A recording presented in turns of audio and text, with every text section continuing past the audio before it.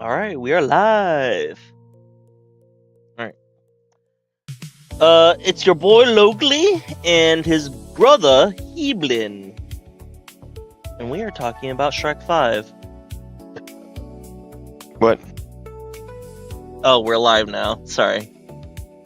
I watched the trailer for Shrek 5, and I think it's lame. I think they made him look really less masculine and imposing. Maybe not less masculine, but just less imposing for an ogre. I think they made him look more masculine, definitely more father-like. I think he looks. I see what they're trying to do. I saw it on my phone at first, and I was like, "Oh, it looks horrible." And then I watched it again, and I was like, "You know what? It doesn't look that bad." I like, considering how Sonic looked, it's not Sonic. Okay, yeah, Sonic was worse. Sonic was objectionably way worse. Yeah, Sonic was like, "What the fuck is happening, dude? Like, how did this get past? How did people say, dude, yeah, no, that's alright?" I watched that trailer while robo-tripping, and I was like, what the fuck, dude? Like, this isn't It terrified me when I was robo-tripping, and then I watched it when I was sober, and I was like, oh my goodness, this really is happening. And then the internet bullied them into good Sonic. Yeah, I think they tried to bully these guys also, but I think it didn't work. It backfired?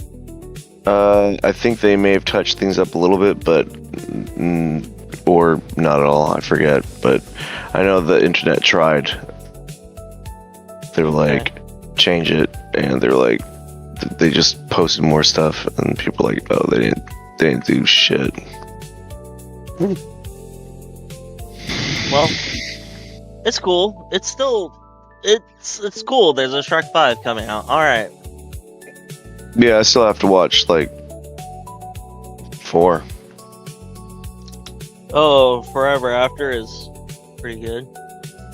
I don't know. I've never watched it. That's the one where he's like, do the roar. Do the roar. Do you know what I'm talking about?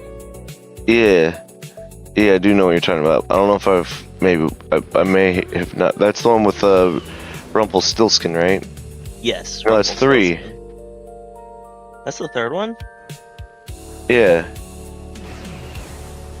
Oh. Rumpelstiltskin's the third one. Yeah, Rumpelstiltskin, where he goes off to be an ogre again, and he like leaves Fiona and them behind.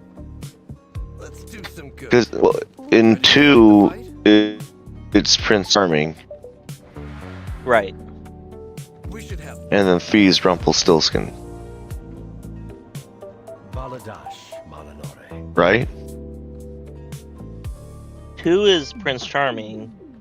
Is 3 Prince Charming? Yes, and 3...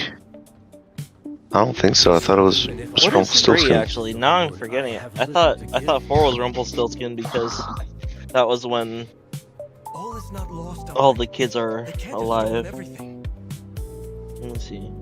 Shrek Forever After is...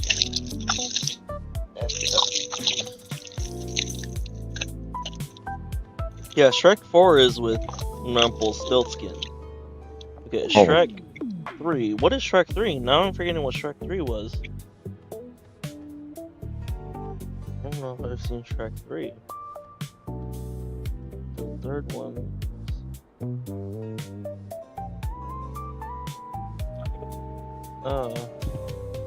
From what I can see is it's still Prince Charming and the fairy godmother. Don't stop believing Mommy's little angel. Everything is giving me... I'm trying to see Shrek 3's trailer. But everything's giving me Shrek 5 right now.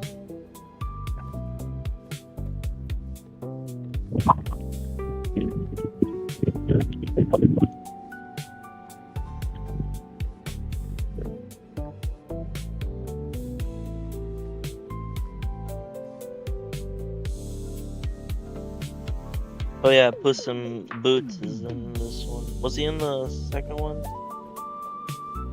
Oh. Yeah, he was.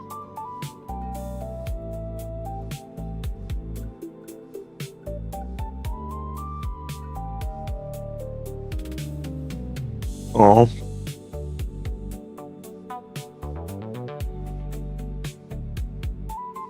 I don't remember anything about Shrek the Third.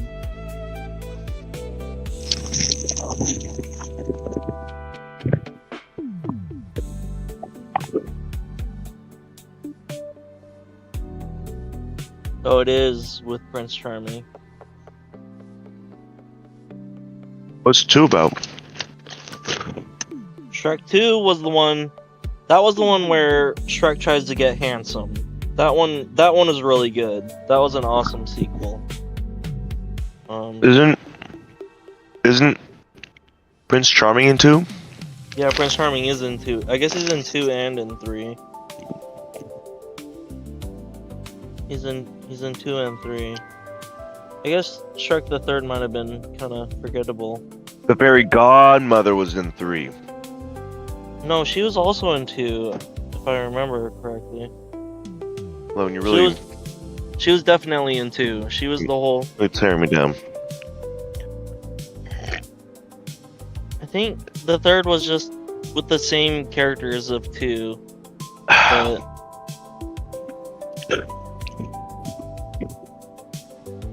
it's about Shrek becoming king of Far, Far Away, apparently. I don't remember No. that. Yeah, I don't think I ever watched Shrek 3 then. Well, Shrek 4, I liked Shrek 4. I mean, it was all. The thing about Shrek 4 is they end it as in, like, oh, it was all just a dream. Yeah, I don't sort think of I've watched ending. all of 4. I don't think I've only seen like parts. Like, does Rumpelstiltskin, like, when he gets really excited, do his toes pop out of his shoes and grind on the floor? Oh, yeah, that sounds familiar. I think so, yeah. That. Yeah, I saw that sounds really yeah. funny. Okay. He's like, yeah. Oh, yeah, He's, he's like, getting. signing Yeah, he's something. getting excited about something. I did know what you're talking I about. think Shrek's like signing something. He's like,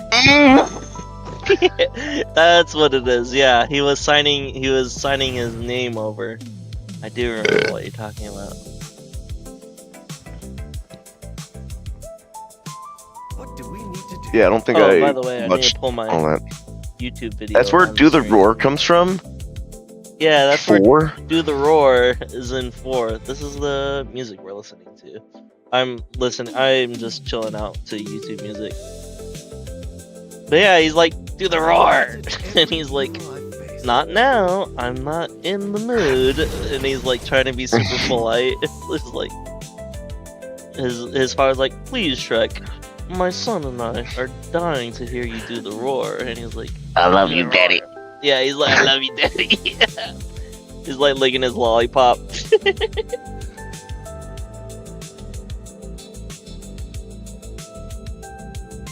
Oh, dude, that would be a good song. Pre-drop, do the roar, and then Shrek roars, and then I go into the music. I don't know. Yeah, it would be good. That would be a good one. I need to do a Shrek song. That would be. Yeah, what are some good lines from Shrek? Oh man, there's so many. Poop my pants, poop my pants. Poop my pants, poop my pants. I poop my pants for you. Are you doing a Linkin Park cover of Poop My Pants? I'm doing a poop my pants cover of One of the voids. Linkin Park. It's pretty good. Excellent. Wait, what's that glinting over there?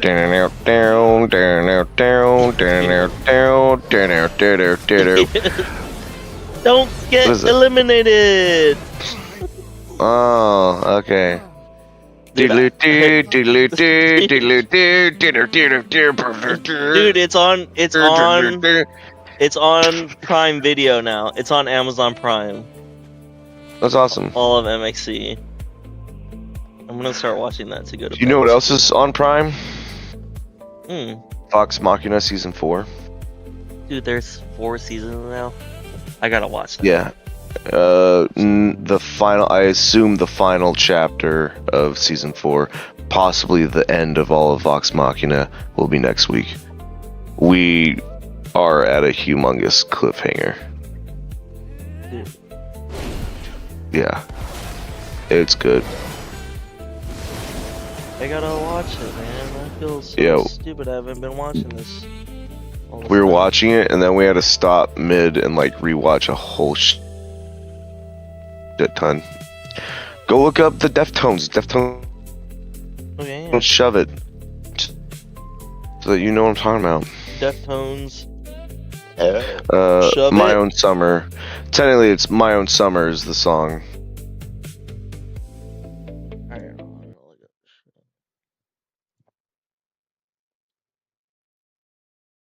I'm playing all sorts of copyrighted music on my streams now. Yeah, dude. There. Yeah, fucking let them blow it all up. Dude, you did it wrong. It's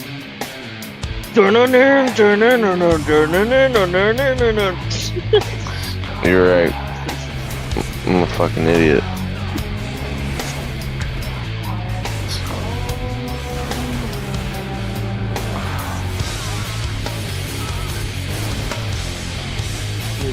Yeah, some listening to like a radio just based off like this shit.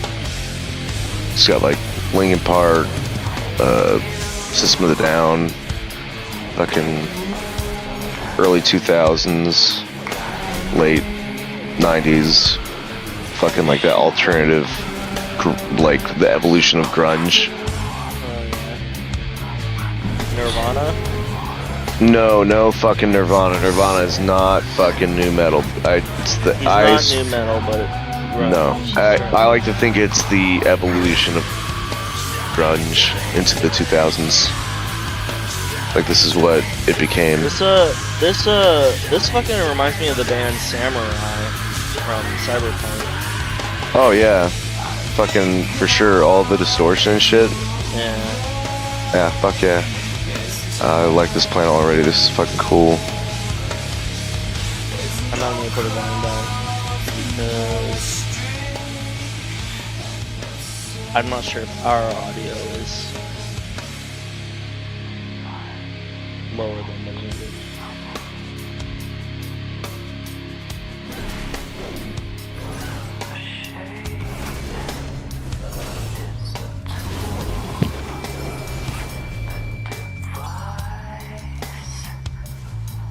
Dude, they made the Paladin class insane, dude. Yeah. I'm trying really hard to make my dude look like a, well, not the exact same Paladin from the trailer of the Burning Crusade. You remember the first time they showed the Draenei in the trailer? How he's like holding that tome and he like closes the book and then like the holy light surrounds him. Yeah, I do. I tried to give him like shoulder pieces and armor that kind of looks like that.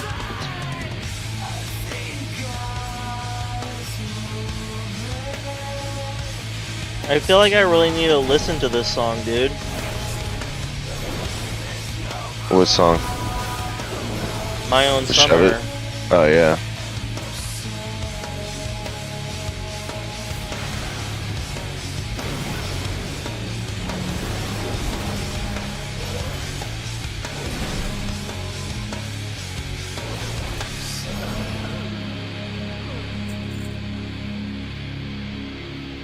Let me see if there's a new metal playlist on YouTube.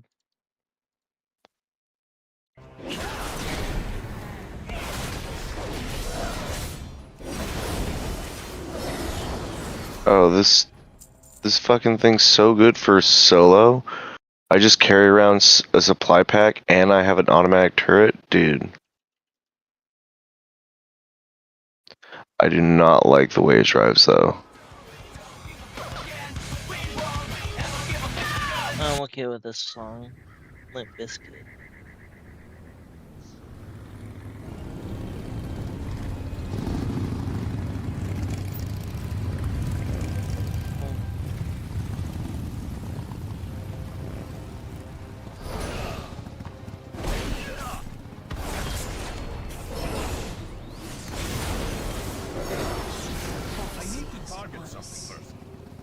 Oh shit, the thing's...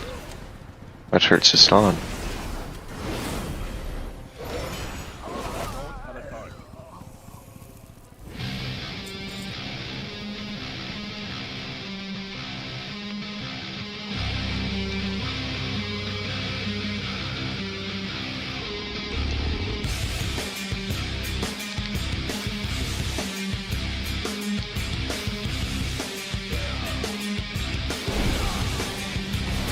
Oh fucking, how am I on fire? What the fuck?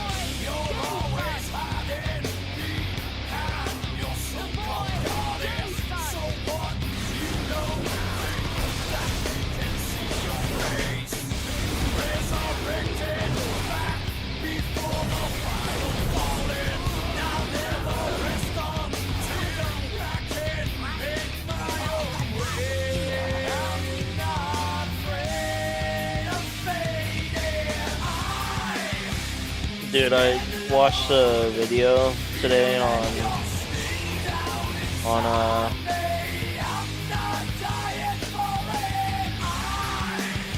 Michael Jackson.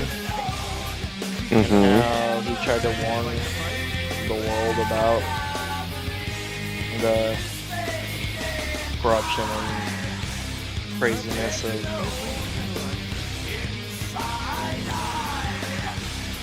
of what? Just the shoot, what was the? It was like the CEO of Sony. He married Mariah Carey and Who did? fucking let me see. Michael Jackson? No, not Michael Jackson. Michael Jackson was a friend to Mariah Carey. Yeah. Who married Mariah Carey? It was the director.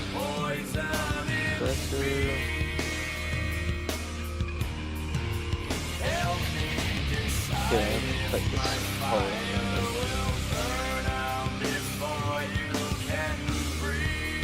Tommy Mottola.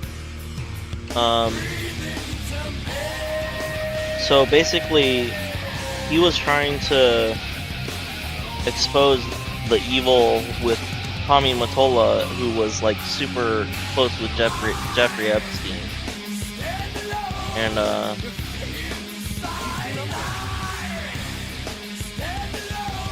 we're talking about Jackson, the same dude who was fucking little kids, right? yes, but I don't think he was anymore. I honestly, I don't think that he was they sex slandered trafficking, him. but I think that he was fucking kids. I think that he maybe not fucking them, but he was sleeping in the same bed with them, getting naked with them, and fucking being highly inappropriate with children. I don't think he was necessarily like sex trafficking, which I do think is worse, but I think he was doing bad shit. But I mean, shit anyone else would go to jail for. Right. Molestation, you know, child predator shit. Yeah. I don't know if I think that anymore. I think I think he You made think all those enemies guys with are just the high liars? places. I think he made enemies with the people who have the power and were doing that, and I think it may have been They paid all the all the kids that he lawyers, used all to the kids, all the kids all the that he used families. to hang out with. Yeah. All the kids that he used to hang out with, because he only hung out with children. They paid all the children to make lies as adults. No. You're Again, right. I don't again, know. he was hanging out with children. That wasn't fake. All he would do was hang out with children. That's the like you know how it's obvious. It's really fucking obvious, you know. He was I don't know if he was like evil about it. I bet he was actually really nice. He was like, I give them nice things, I give them everything, but then I also get them drunk and fucking we fool around and shit. Okay, yeah. That I don't know. I don't know anything about that. He called it Jesus juice. The children would be like, yeah, he gave us Jesus juice, which What? is wine. Dude, I need to watch. I need to see what you're talking There's about whole now. there's whole documentaries on it, dude. Oh man. Where just the guys are just like adults now. The only person who says no, it's all bullshit is Macaulay Culkin. But also Macaulay Culkin is fucking insane. I like Macaulay, don't get me wrong, but that kid is cracked, and his dad was fucking evil. So he was like, Michael Jackson was the best thing that ever fucking happened to me because I just fucking hang out with Michael Jackson. You know, it was like, yeah, I fucking bet, dude. Okay. Yeah, no, that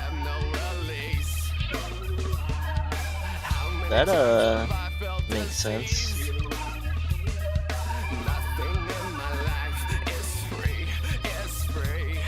I'm listening to, what is this? Is this Corn? I'm listening to Corn, Freak on a Leash. Oh fuck yeah, freaking a leash.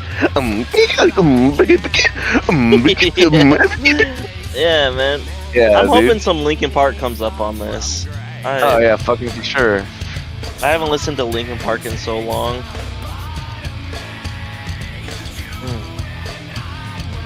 I think Linkin Park just fucking hit for me.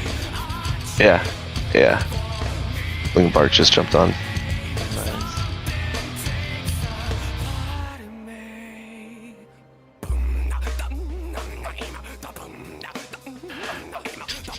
Well, I don't like how these vehicles drive, but I do like an automatic turret and then a supply crate on my ass. That's cool. Oh, I got the automatic grenade launcher. Oh, nice. I definitely want the minigun in this game because I feel The like one where you're now I just play this stationary? game to have fun, and the minigun looks so fucking fun.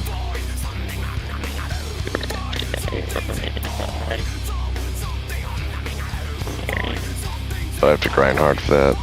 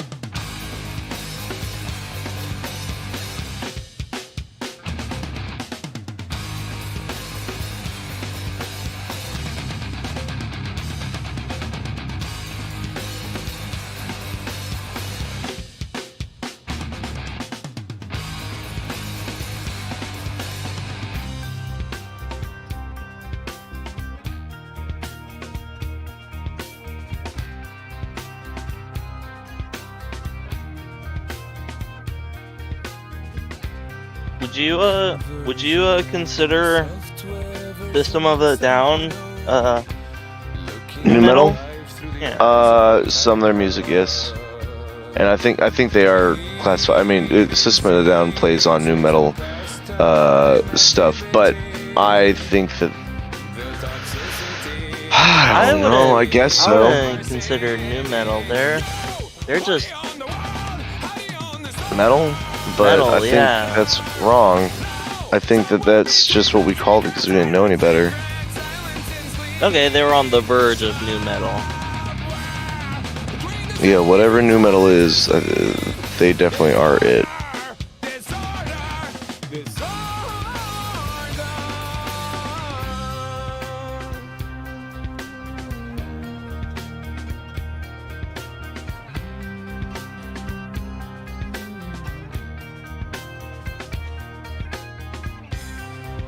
More wood for their fires, loud neighbors, flashlight reveries caught in the headlights of a truck, eating seeds as a pastime. When he's talking about eating seeds as a pastime activity, is he talking about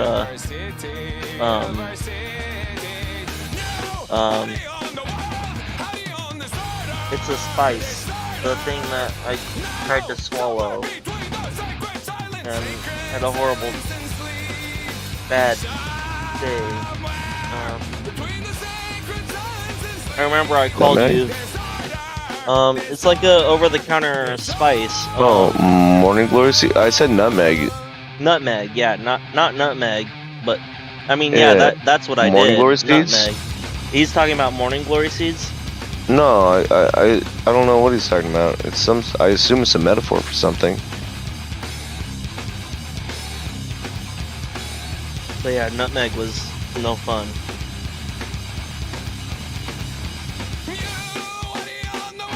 Did you have a good time on nutmeg? I used to enjoy it, but I did it so much that now I just get sick. Anytime I kind of taste it, it's rough.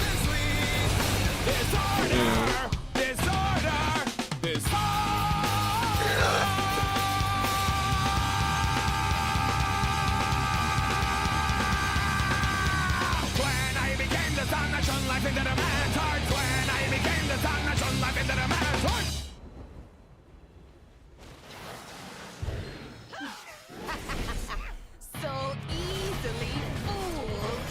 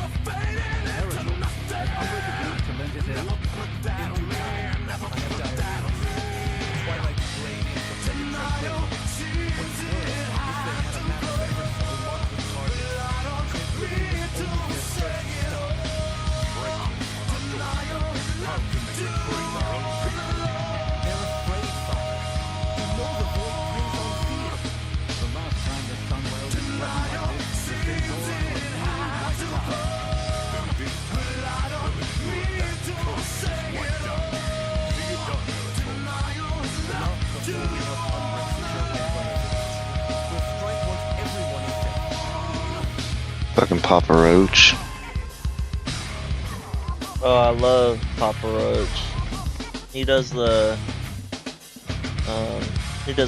Naruto AMVs. Papa Roach. 9 Inch Nails, that's new metal.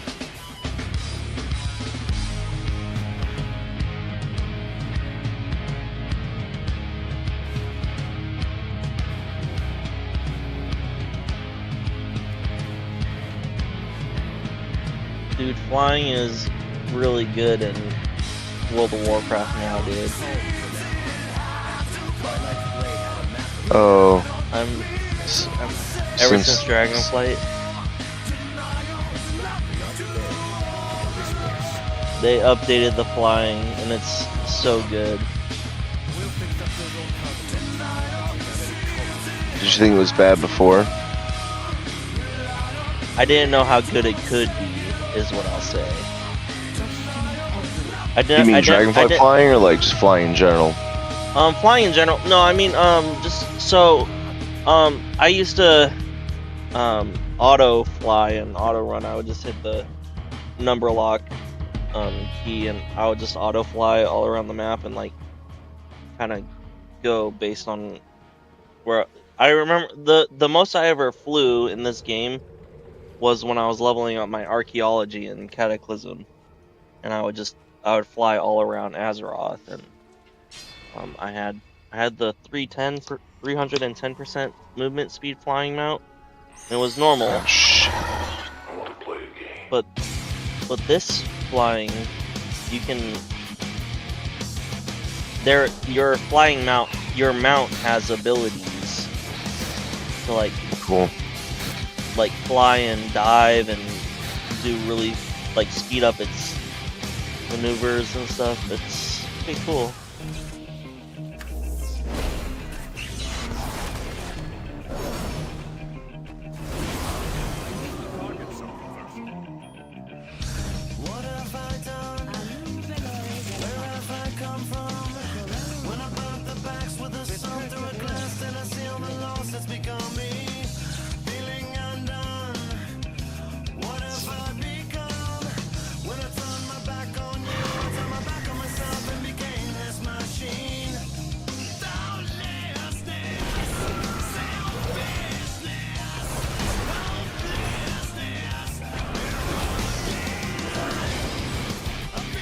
Oh, I have to evacuate people? Oh, this is gonna be nasty.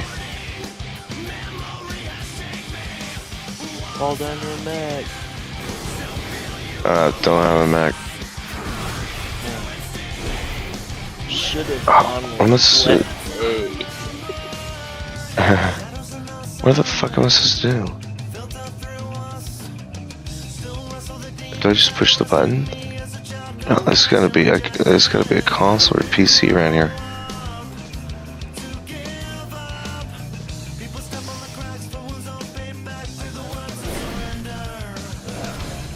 I play a lot on Trivial, just because it does help move along the orders, and like I don't play for so long, so when I jump back on solo, it's like really crazy. But then I'll play like if I'm serious, I'll play a couple and then I'll jump into a 6 by myself. A 6? Mm-hmm.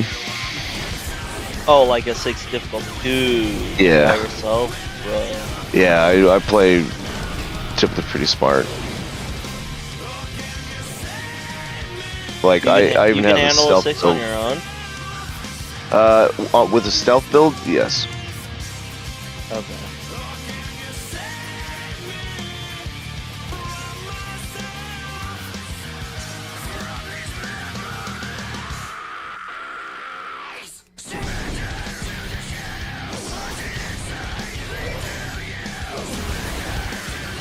Ow.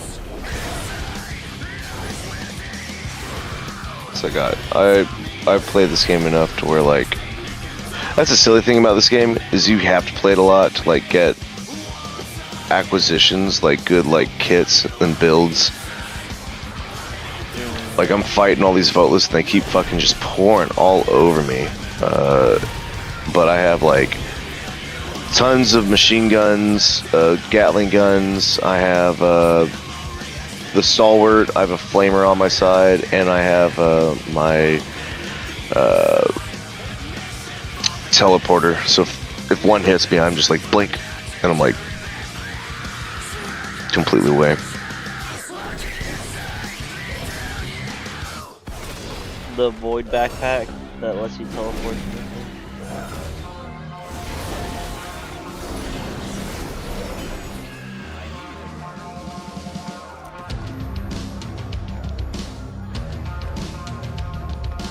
Is this the Youth of the Nation song?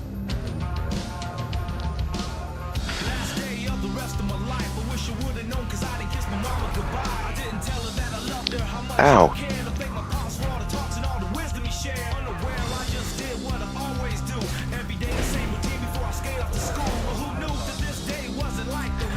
Fucking Audio Slave, this new metal. Okay. I could see that.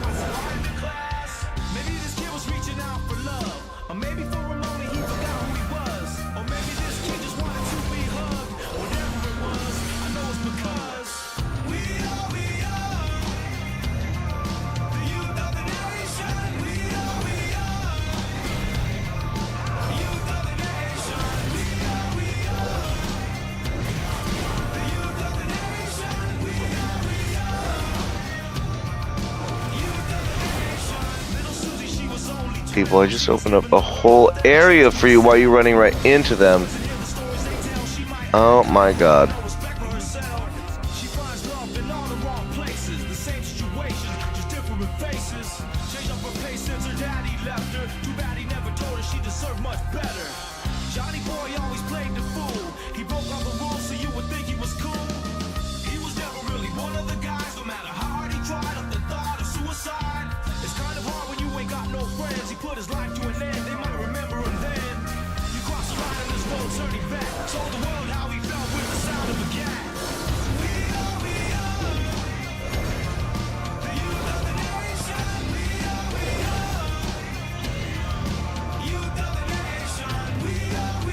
What is this song? What is this?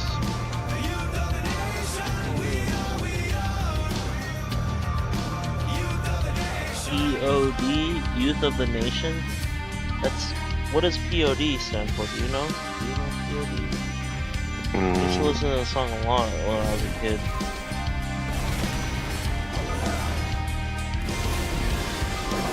The Kids of America. No, not that one. That was Digimon.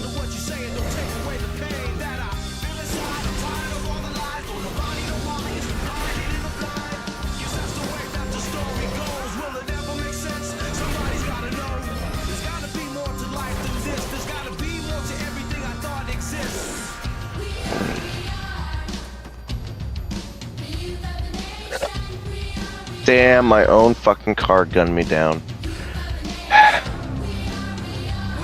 I was doing so good.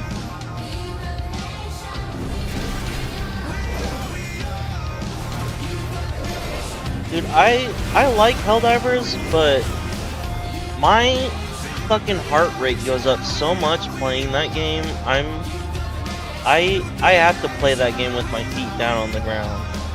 I can't like put my feet up on my stool, which that makes sense. It's an intense game. Yeah, makes sense.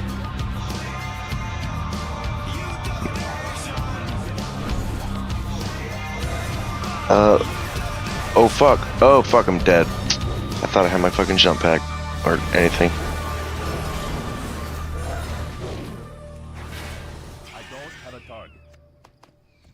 I'm out of range.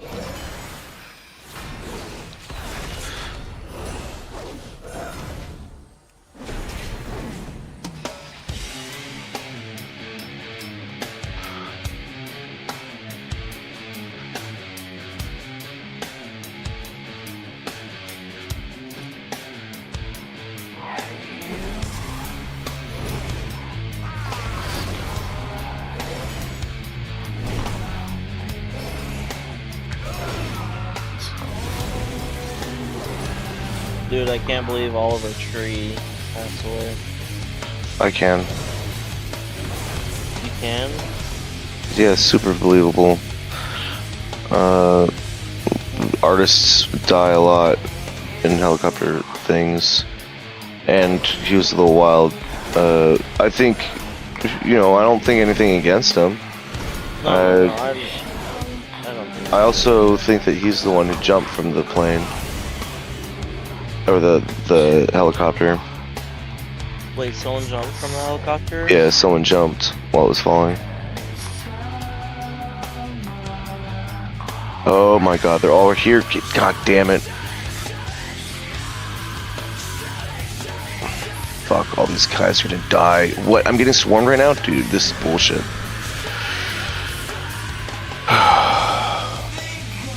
This is hard with all this focus. Come on, stink gas him, dude. Fuck, let's go.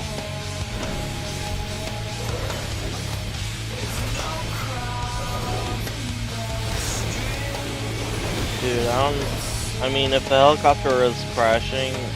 Oh, me too. Me I- too. Absolutely. Try and land with your legs out. Yeah. Break your legs. I don't know if it would be a good idea, but I don't know if I'd survive, but Oh, it's better than fucking being inside of a twisted metal fucking... twisted metal thing that's about to fucking explode as soon as it fucking lands inside a bomb. Yeah. Damn.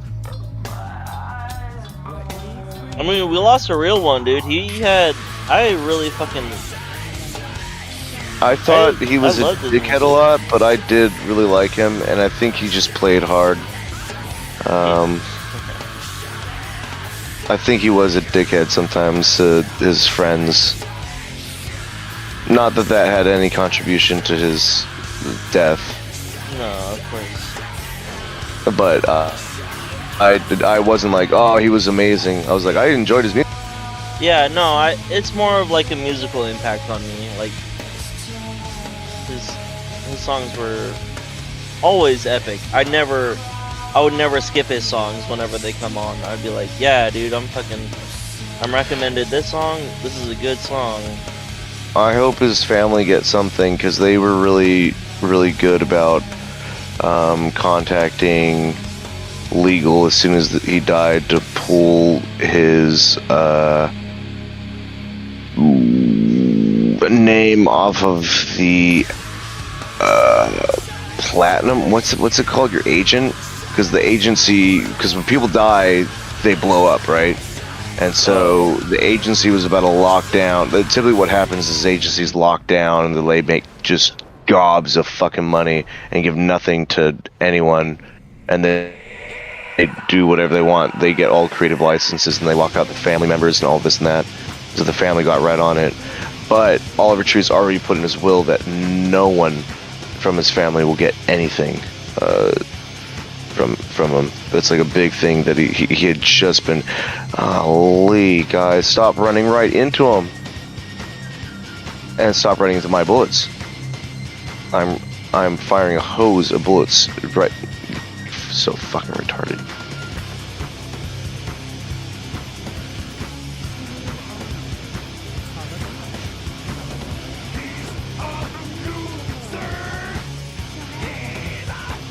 I'm not following the story anymore. I'm just fucking grinding. Music makes me want to. Save. I don't know if it makes me want to bash my head against the wall or press harder as my paladin. Definitely quest harder. You see, Witcher 3 is coming out with DLC. Oh, what? Mm-hmm. CD Projekt Red is at it, dude. I saw a fucking awesome ad. Well, Preston sent it to me. It's a fucking cyberpunk katana. Fuck. Whose katana is it? Antonio's? I don't know. But it's a fucking dope looking katana. It's plastic probably. It's a replica, but it's only $120 and it's a CD Projekt Red katana. and it looks awesome. But no, I didn't hear about the DLC. What sort of, is it a big DLC? I thought Witcher 3 ended. Yeah. But also no. So I grabbed my shovel. Stupid.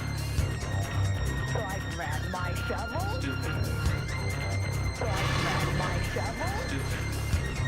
Yeah, what has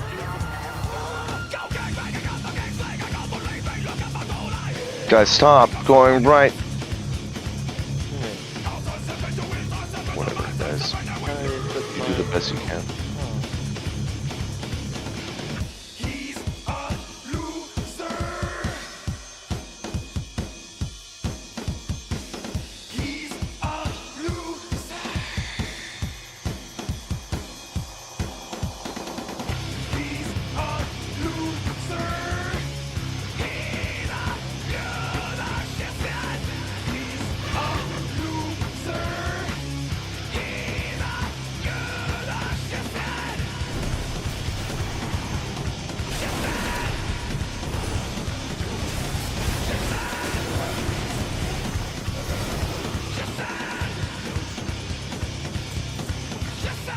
Stupid. Yeah, what? Very stupid.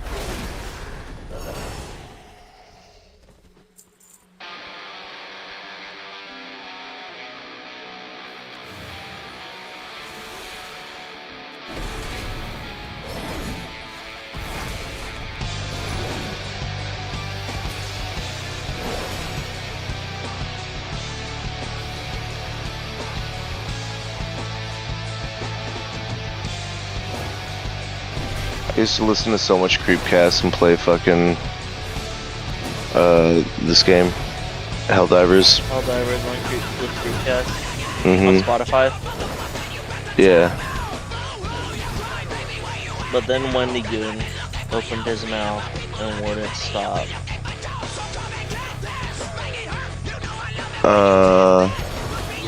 Sometimes it's both of them. Sometimes It can be both of them. Hunter's a dickhead. And it's most prevalent in Creepcast. You can just hear like you're just a fucking dickhead, dude. Not that I wouldn't be his friend. I'm fucking friends with dickheads. But I was just surprised. I thought he was. I don't know. I thought he was a nice guy, and it looks like he probably has a switch, like a lot of us do, a mental disability, where he is a fucking dickhead, just mean to people, just venomous, just pick on people for the fucking views, for the lulz at somebody else's own expense. Yeah.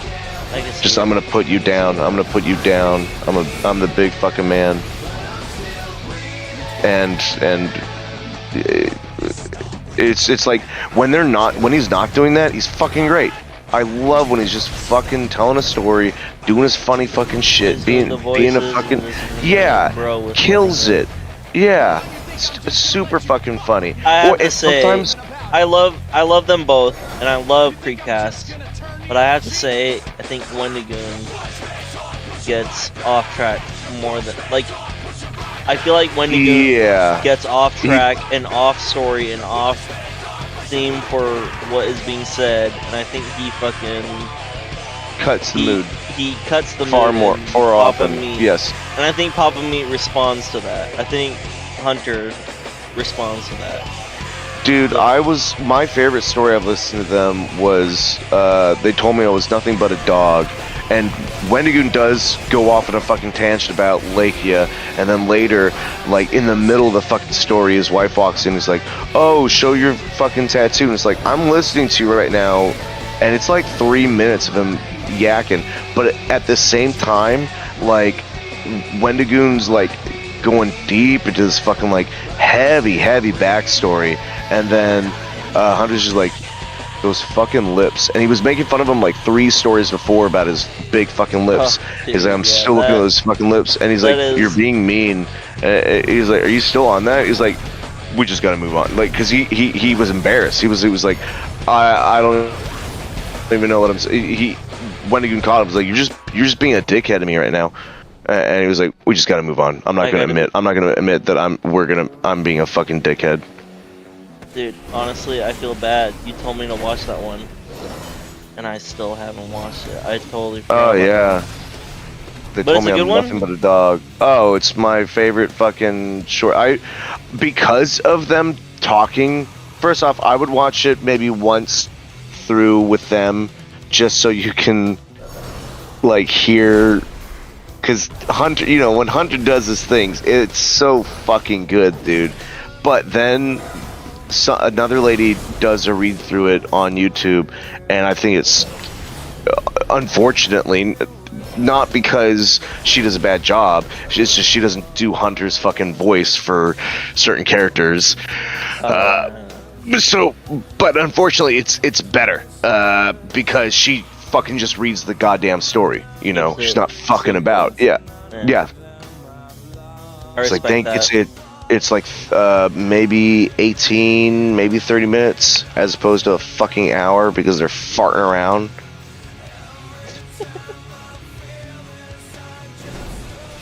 I think that's what their channel is about, though. I think I agree with you, but they took off because they fart around so much. I think there's an acceptable haha amount, and then I think there's a timing. Timing is really important, especially when you're telling a story. You can't when you have tension, that's not the time to pull out your dick and go, haha, look at my moles. Like that's, and then she pulled out the worm, like your dick. That's okay. That's fucking okay. Not just like, and then you can hear the soft scrape of nails going beneath the, oh babe, come in here and show your tattoos. Yeah, this is what I was talking about the story earlier. It's like, dude, what the fuck? Like, we were in the middle, man. That's my bit. They break the tension. Yeah. They do. You can add on top of it by farting around and having a sidebar. Sidebars are okay, but you gotta know how to time. Whoa, they made the screen bigger. You gotta know how to time it better. And I think lately, because maybe Hunter has caught on to it, I think he cracks the whip really hard on Wendigoon. And to my knowledge, Wendigoon is not Hunter's employee. It is a mutual broadcast versus Nick. Mutual. Nick is Hunter's employee. So, Hunter being a dickhead and Nick is kind of like a bit, right? It's like, he's my monkey. It still isn't right, but I feel like Nick is kind of like, haha, yeah, I know, I'm getting paid for him to fucking do this. Whereas, like, Wendigoon is like, I'm already a creator and we're collaborating and you're fucking putting me down like one of your dogs, Nick is a creator too. He made videos about like for the action figures. He was like doing voices for the action figures. I've seen, he does the voice for like a lot of the Muppets. Oh yeah, his Margaret voice. He's Margaret, he's Winslow, he's Discord. And Winslow's perfect. Discord mod. Yeah. Nick is fucking cool, man. He is cool. I think Nick is also a little creepy. But I think that that's okay. You can be creepy. It's not a crime to be fucking a creep. And I think that he is funny and cool. And I love it when I feel like Nick and Hunter will give him a little bit. I feel like Nick and I would be. Well, I feel like Nick and I are similar, but I think Nick and I would probably not get along because we're similar. Yeah, Nick seems like the type of guy. You can see it at the fucking magic table. I feel like he's the most insufferable at the meaty magic. Oh, I don't watch Meaty Magic. He's I fucking watched one. not fun. I watched one and I was like, I was just tired. Hunter's funny, and then I forget the other two guys' name. I feel terrible. What was it? Frank, George. So there's other Nick, Fat Nick, and then fuck is like his like main. I don't think it's his editor, because Nick's the editor, right? It's the Asian American guy. Yeah, I think he is the editor. Is he the editor? What's his name? No, I think. Oh shit, what is his name? I know. I feel terrible. He does so much. No. But I see him all the time, and I just never. He's I big on love me. him. He's funny. He's though. great. Yeah, he is funny. He's funny as fuck. Yeah. Shit. I've never seen Hunter treat that guy like the way he treats Nick and Wendigoon, and I think it's this power fucking thing. And it's I have friends that do that to me, and I just eat it. But lately I've been pushing back, and they don't like that. And so I assume the same thing. Like, if Wendigoon pushed back on Hunter, I bet Hunter might be like, we're not doing Creepcast. I don't need Creepcast.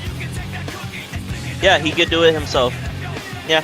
No, he couldn't do him. He would do his own thing with like Nick, but he would just. He wouldn't do the voices, but I think he could read the Creepcast stories. Oh, Wendigoon? I think Wendigoon could do it by himself. Yeah, he could. But what I'm saying is I don't think that. I think Hunter would be so fucking butthurt that Wendigoon stood up to him that he would be like, I'm not doing this with you. Huh?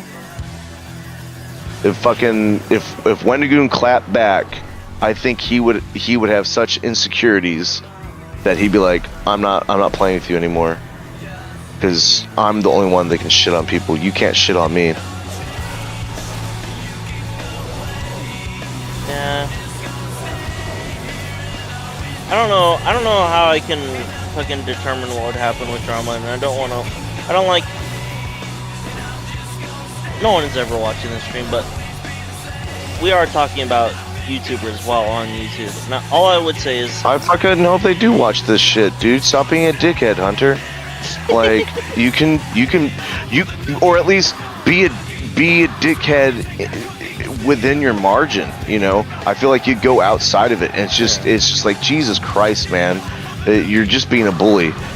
And I know he was a bully, and I think it's all right sometimes to be a bully. It's good. I think bullies are a good thing to have, but at the same time, bullies are also sad fucking sacks of shit. They're only bullying people because they're fucking insecure about something. And when it becomes all you fucking do, and I feel like sometimes it's like, dude, stop it. Like, you've made fun of him 5 times about the same fucking thing in the last 30 minutes, man. You're trying to tell a story here, and you can hear the tone of the other person just being demoralized. You know, you need to learn when to fucking stop. You know, not even for the sake of contact, just for being a decent fucking individual, you know. I have to watch this in particular video, the one it's the they told me I was nothing. No, they told me I was nothing but a dog. And it's a 3-parter, and the first 2 are really fucking good too. I think it's an hour long. There are 3 different episodes of it. No, there's 3 stories in this 1-hour block, and the last story is they told me I'm nothing but a dog. I'm sure you can just look up they told me I'm nothing but a dog, and you'll find it. But it's in the episode is 3 stories about an hour long. Oh, and all throughout it, they're making fun of each other, or Hunter's just making fun of him. Yeah, I want to see how bad it is. I want to see how brutally bad it is. I'm so sorry. I didn't mean to interrupt you. I don't know if it's necessarily brutal. It's just fucking. He's not like yelling or anything. It's just very passive aggressive, constant demoralization, regular, and it's like, dude, he's not your fucking lackey. At least I don't think. I feel like you're two creators making something right now. It should be a collaboration, not a. Yeah, and you can rib each other. That's okay. Again, I make fun of the boys all the time. It's funny, but you can't just only call somebody fat all the time. Right. Over and over and over again. That digs. You can call somebody fat a couple times though.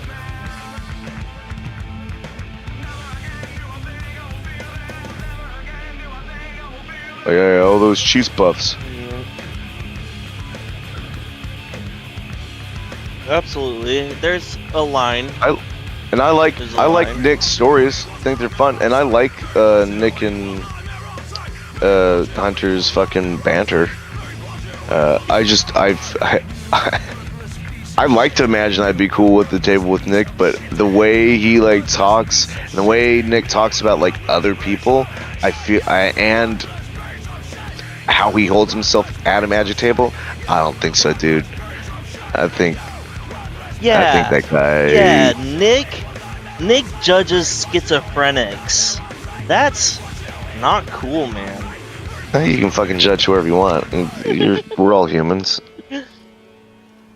No, yeah. No, absolutely, you. yeah. I was just farting around with Nick. I know you're doing. I have to go clean my cat litter. He did say something. What did he say? It was really harsh against. He was like, schizophrenics get no mercy or something like that. I forget what it was, but it was funny. It made me laugh, but.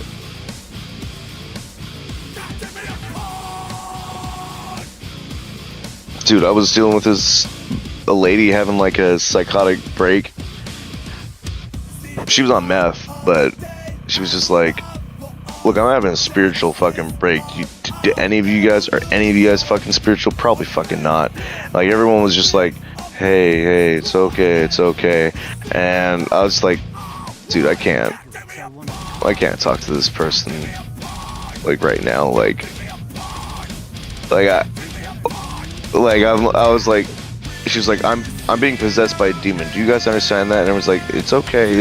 And I just wanted to be like, you probably are being possessed by a demon. You did fucking meth, and you're fucking living and you're homeless. Fucking dudes behind dumpsters. Yeah, I believe you. But I was like, let's check your blood pressure. Okay, I'm gonna check your blood sugar now. I'm gonna just give you a little poke. And she was like, I feel like everybody's just trying to touch me and trying to cut me and poke me and make me bleed. And I was like, I'm not gonna poke you. I'm gonna put this thing away. We're gonna not do that. Dude, that's scary, dude. What if she lashed out? I'd fucking be able to take her. But yeah, that's the first thing. That's the first thing you're supposed to do. First thing on scene. You size up the person. Scene safety, yes. It's the first fucking thing you do. You gotta know if you're able to take her or not. Yes, it's BSI is scene safe. So do I have my PPE on? Do I have my protective fucking are my gloves on? I don't want to touch you. And then, fucked up. I shouldn't be laughing at this. Is there a dude with a knife? This is real life. If there's a dude with a knife just prowling by a dumpster, I'm going nowhere near him. I'm gonna be like, all right, yeah, call PD. There's a guy with a knife. Yeah, he's bleeding really hard, but he's fucking swearing, swinging a knife around. I'm not getting anywhere near him, dude. Okay. What am I gonna get out and be like, sir, are you okay? And he just dead charges me. That does make sense. Get back in the rig! Get back in the rig! Lock the doors! They don't lock! Oh, dude, that would be really bad. Having said that, our rig doesn't lock, but there is a story with Would-Be Health where two paramedics were on a scene, and this meth head pulls out a knife on him, and one of the paramedics runs back to the rig and locks the door, and the other paramedic's trying to get in, and then he's just running in circles around the fucking meat wagon while this guy's trying to slash him. And it's like a big joke everyone always talks about. It's like, oh yeah, you remember that guy? You gotta fucking lock that guy out. Like, So fuck that don't guy. lock the doors out. Yeah, especially you're fucking. Not all your guys are in. They're just getting stabbed in the back. Like, I'm sorry. Dude. Alright, I'll be right back. This one of my cats took a nasty shit in the litter box and I can smell it. Okay.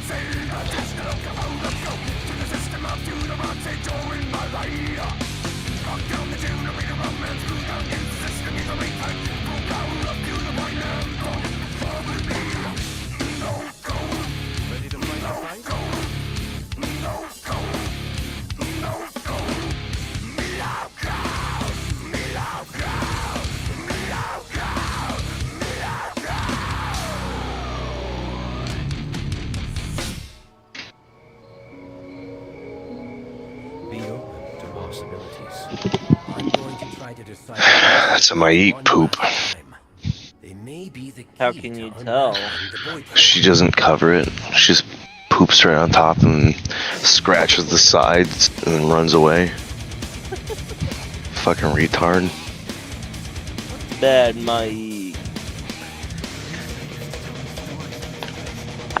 Dude, I'd ask if you want to watch or listen to that thing. I'd listen to it with you. Go 3, 2, 1, start, but you're streaming, so. Oh, what? 3, 2, 1, start on what song? Oh, the Creepcast. Oh. Yeah, Unless it would pull from like your shit.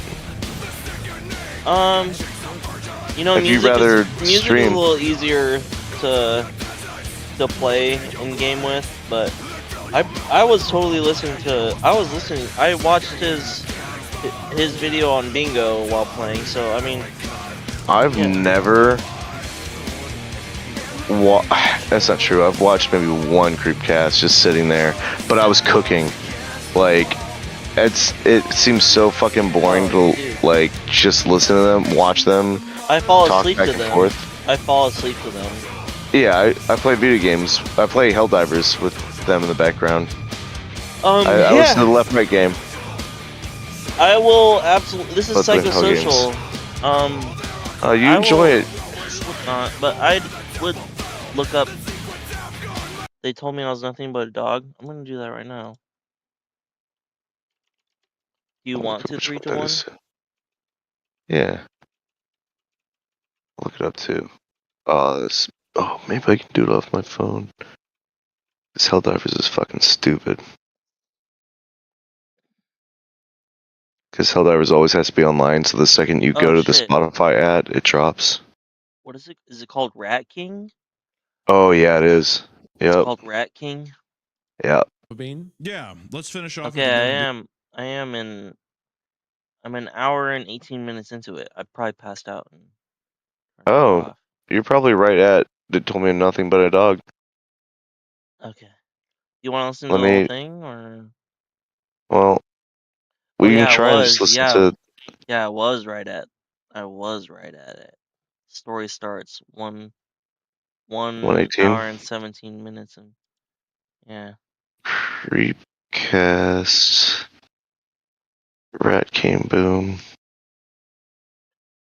1 hour.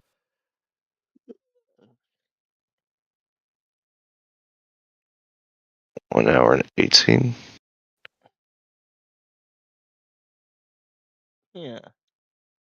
1 hour. I'm at 117:58, but that should be fine. Okay, wait, I'll get to 58.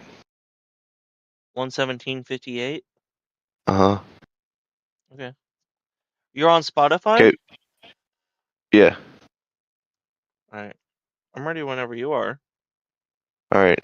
3, 2, 1, go. Bean? Yeah, let's finish off with the Dopamine story, which is they told me I was Dopamine. nothing but a dog. Dopamine story. And I we was all, nothing like I but a said at dog. the beginning, we're all familiar with Dopamine. Dopamine. Wrote, the incredible story, The Dead Girl in My Yard Was the Best Friend I Ever Had, which is, I do want to listen to that one. it might be a top Dead 10 we've ever covered on the Girl in show. My Dead Yard. Girl. Because I think I know Yeah, that story. I don't I know think fans I've- love it. I know that we had a great Yeah. time reading it. I don't So think much I've heard that emotional one. Depth. It's hard not to fall in love with the character, like that girl character, this spirit, this entity, and just kind of the crazy. I don't want to reveal too much in case we have our new viewers. If you haven't read that story or heard us talk about it, please listen to that episode or go read the story for yourself because it is. I keep it's forgetting. really- It's just really, dope. really fun. Dopamine. So, That's what we'll have to look up. Many good, like the dialogue moments where the dead girl's describing, like, oh, Yeah. well, the birds came with the trees in the first summers and stuff. It was so hauntingly, magical. hauntingly like beautiful,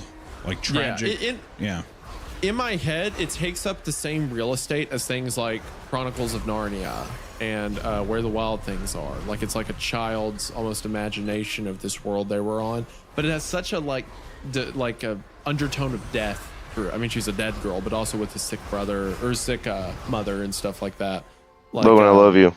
Gosh, it was just such a I good love you, story. Dylan. But What, yeah, so something? Dopamine killed it. Is something bad And now we're happening? reading another story No. from You them. die? This was posted 7 years ago, No. and it's called "They Told Me I Was Nothing But a Dog." Once again, Dopamine, I love you, dog. their account has been deleted because Reddit's lame.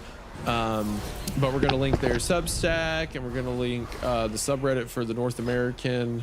What's the name of that big series they write? The North American Pantheon. We'll have that linked in the description, all their stuff. And I'll verify that Dopa Beans is their new account, but if it is, we'll link that too. So be sure to show them some support, especially now when they need it. So that out of the way, they told me I was nothing but a dog. My father named me Leica because when I was born, my grandfather told him to treat me like a bad dog. Father, Leica was synonymous with dog. He used the name to remind me of my place in the hierarchy. Lesser, beneath, inferior, nothing but a dog. Leica's the dog the cosmonauts sent up. Kayla has a Leica tattoo on her arm. When they were Kayla has a born, Leica the father tattoo? said, treat Yeah, he's talking nothing about his but wife. a bad dog. That's an insane thing for Yeah. any human to say. Very, very, not a healthy relationship right now. No. No, a newborn's there and your father shows up, like, treat that nothing but a dog. Like a bad dog. My father meant to humiliate and degrade me with such a name, but he honored me instead. You see, Leica was a stray dog from Moscow. On the 3rd of November, 1957, the Soviet Union put her on Sputnik 2 and launched her into space. She was the very first animal to orbit Earth. The Soviets knew how to put a rocket into space, but they didn't know how to bring it back. This made Leica's mission a death sentence. Shortly after reaching orbit, the interior of Sputnik 2 became catastrophically hot, far too hot for mammals to tolerate. Mere hours after launch, Leica died an agonizing death. She perished the same way she'd lived, lesser, beneath, inferior, abandoned, unloved. Nothing but a dog. I spent many hours imagining her terror, pain, and loneliness. How would it feel, spending my last hours hurtling through divine darkness in a metal bucket? What must it be like to not understand what I was seeing? Why it was suddenly so loud and so hot? What must it be like to not understand why, after being plucked from cruel streets and dropped into a bustling world of kindness, I was now alone? Perhaps I wouldn't think I'd been a bad dog. Perhaps I'd think this was my punishment. Jesus Christ, I'm Punishment sad. is... Do what? Yeah, I said, dude. Jesus Christ, I'm sad. This I was like, God, I'm so sad now. I'm like, good Lord, is dude. an insanely heavy opening to a story. I have to pull up the picture of your lips and then there it is. Does that make you feel better? Slightly. Actually, it kind of made me even more depressed. Is this honestly. the part? Why did the This lips is more this is one of them. We just got to keep going. Yeah, see, All right. Leica, My lips have made you Leica's more- such a tragic tale. I think more about depressed? her a lot. but he's been talking about it It's like- all throughout this entire She was 2 used hours. for Just about his big you know, fucking lips. our understanding of something, but she was And a that casualty that one from for the me is just beginning.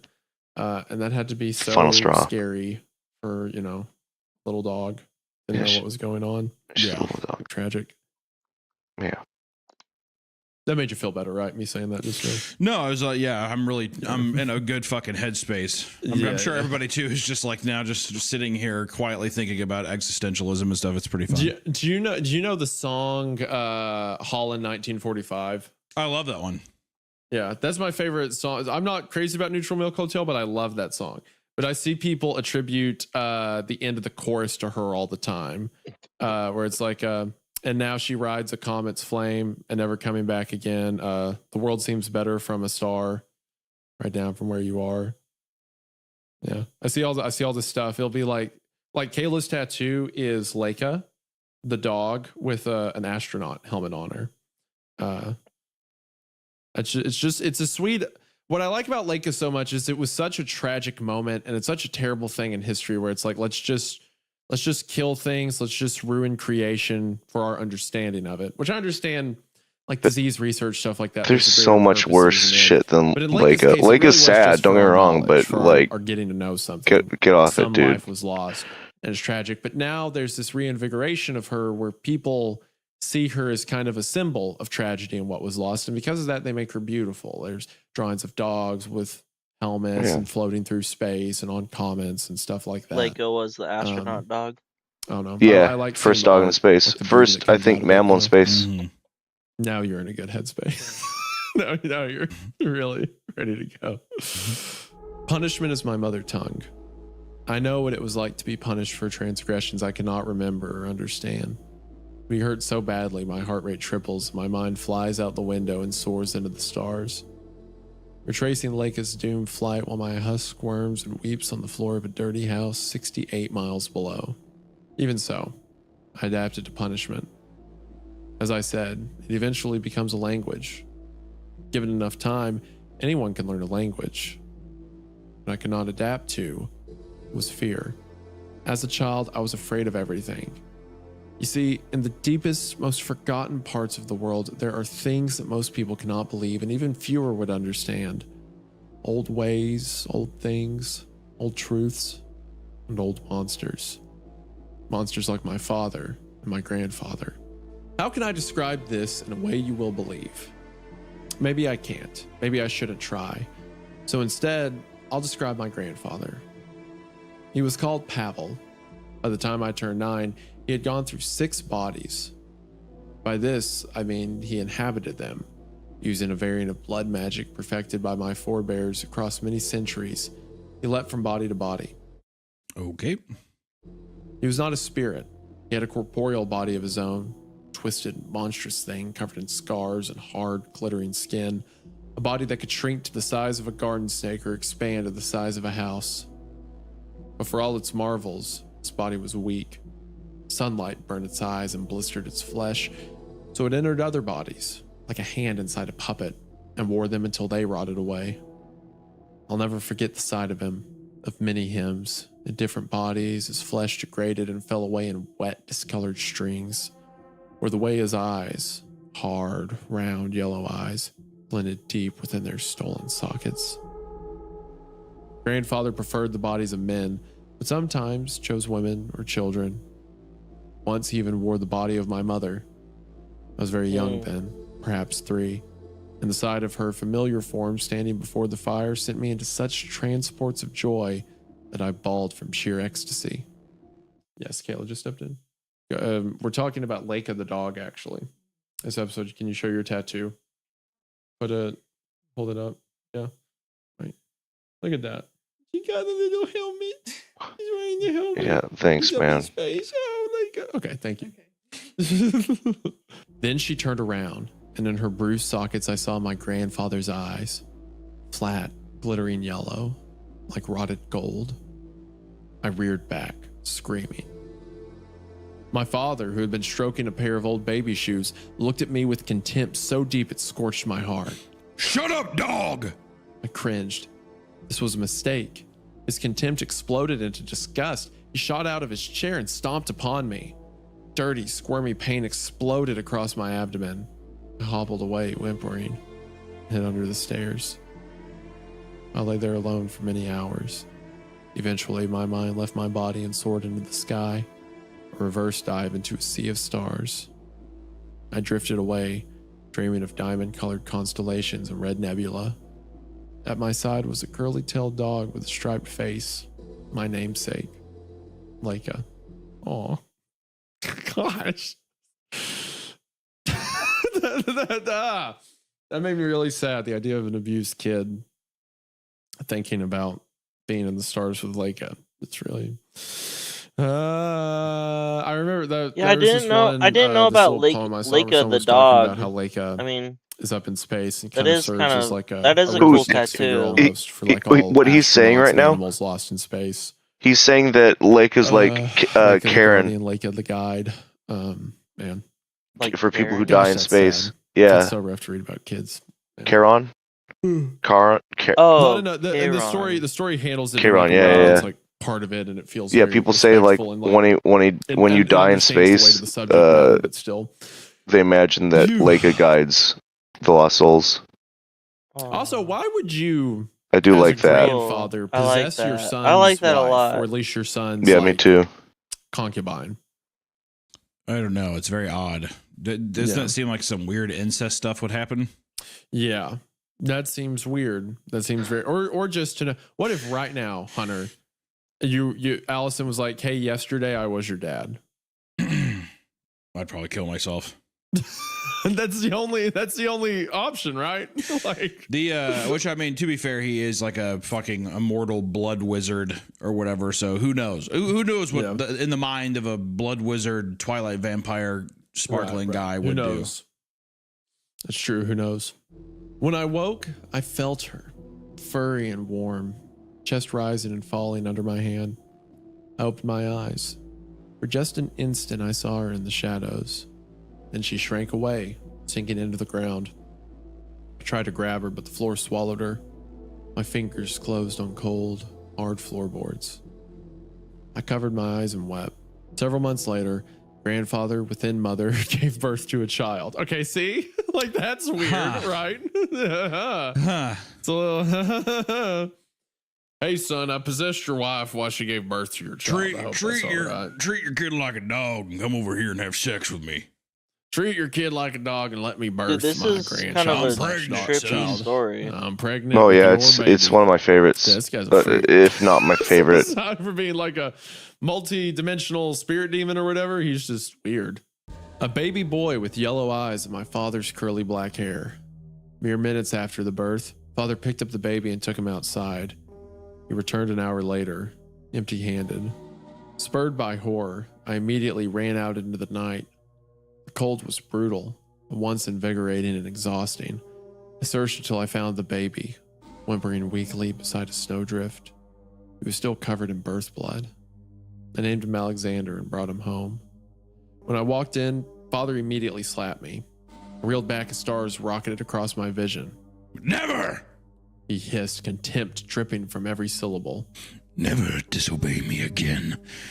Give him to me now. He reached for Alexander, but grandfather stopped him. I looked up and swallowed a whimper. Grandfather stared back at me through my mother's rotting face, the mouth puffy and discolored, with an oddly detached look, quirked into a smile. No. Let the dog keep her pup. We have other concerns. They certainly did. They worked together, and they worked constantly. Father kidnapped victims, and grandfather used them. Whenever father brought a new victim to the cabin, grandfather used his hands, long, hideous things marked with scars and covered in strange, glittering flesh, to tear out the victim's tongue and crush their feet. Then he would wait until nightfall, because remember, sunlight burned grandfather's eyes and blistered his skin, and carried them to his chapel. His chapel was an ancient stone structure at the base of a wooded hill. Within the chapel were 3 red windows and 6 rough-hewn pews. At the end of each pew sat desiccated corpses facing the altar like sentries. I hated grandfather's chapel. The very air weighed upon me whenever I entered, crushing my heart and poisoning my lungs. The worst part was the fear, electric and paralyzing, inescapable.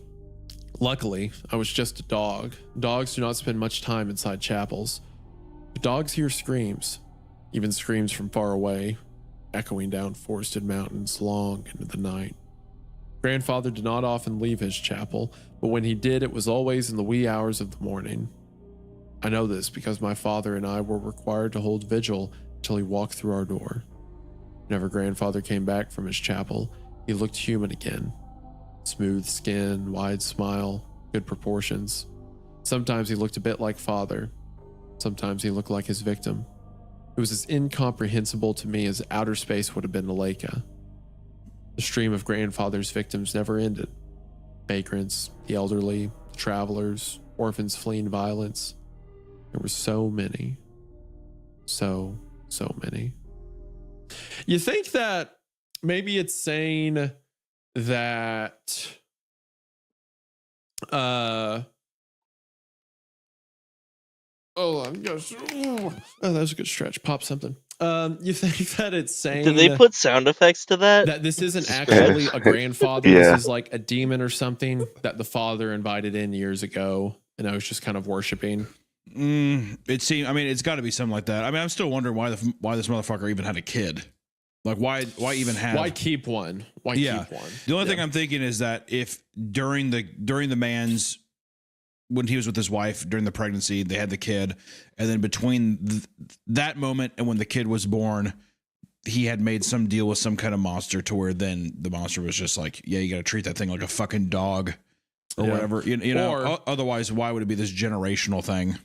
Or unless it's similar to our last story, coincidentally, the crow one, and they need the kid for something. Yeah, once I mean, once like it gets to a certain age, they're needed for a ritual. well, with the continuous theme and callback of Leica, I mean, it is going to be some kind of sacrifice for some kind of exploration or some kind of, you know, in this case, you know, ritual or something. You weren't supposed to give that away. You just Like told the this, dude. audience what Don't. theme for the None of us. episode, so None of us know. Okay, None of well, us. it's been Shut 2 the fuck up. episodes, and we're Yeah. talking about Leica, which was sacrificed for science, I guess, if you want to call it that. You mean the real religion? Yeah, well, the people's religion. I saw a Reddit post the other day. Some lady posted. It was in Wait, like what did he just say? whatever town she was in, San Francisco. The theme Denver, of the whatever. episode. She was like, "Hey, my kid, He's getting is really so the main interested in character is getting Christianity, and sacrificed. she wants to go to No, Sunday no, we school. don't know. No. I'm That's not a not. That's Christian, no, and no. my husband used to be, That's so we're just that's wondering not if what he's there's any saying. churches in the area." Thanks. And the top reply, I think someone said, the "You should check theme out was, the local science center." exploration. Okay. Well, Maybe teach your kid a real religion.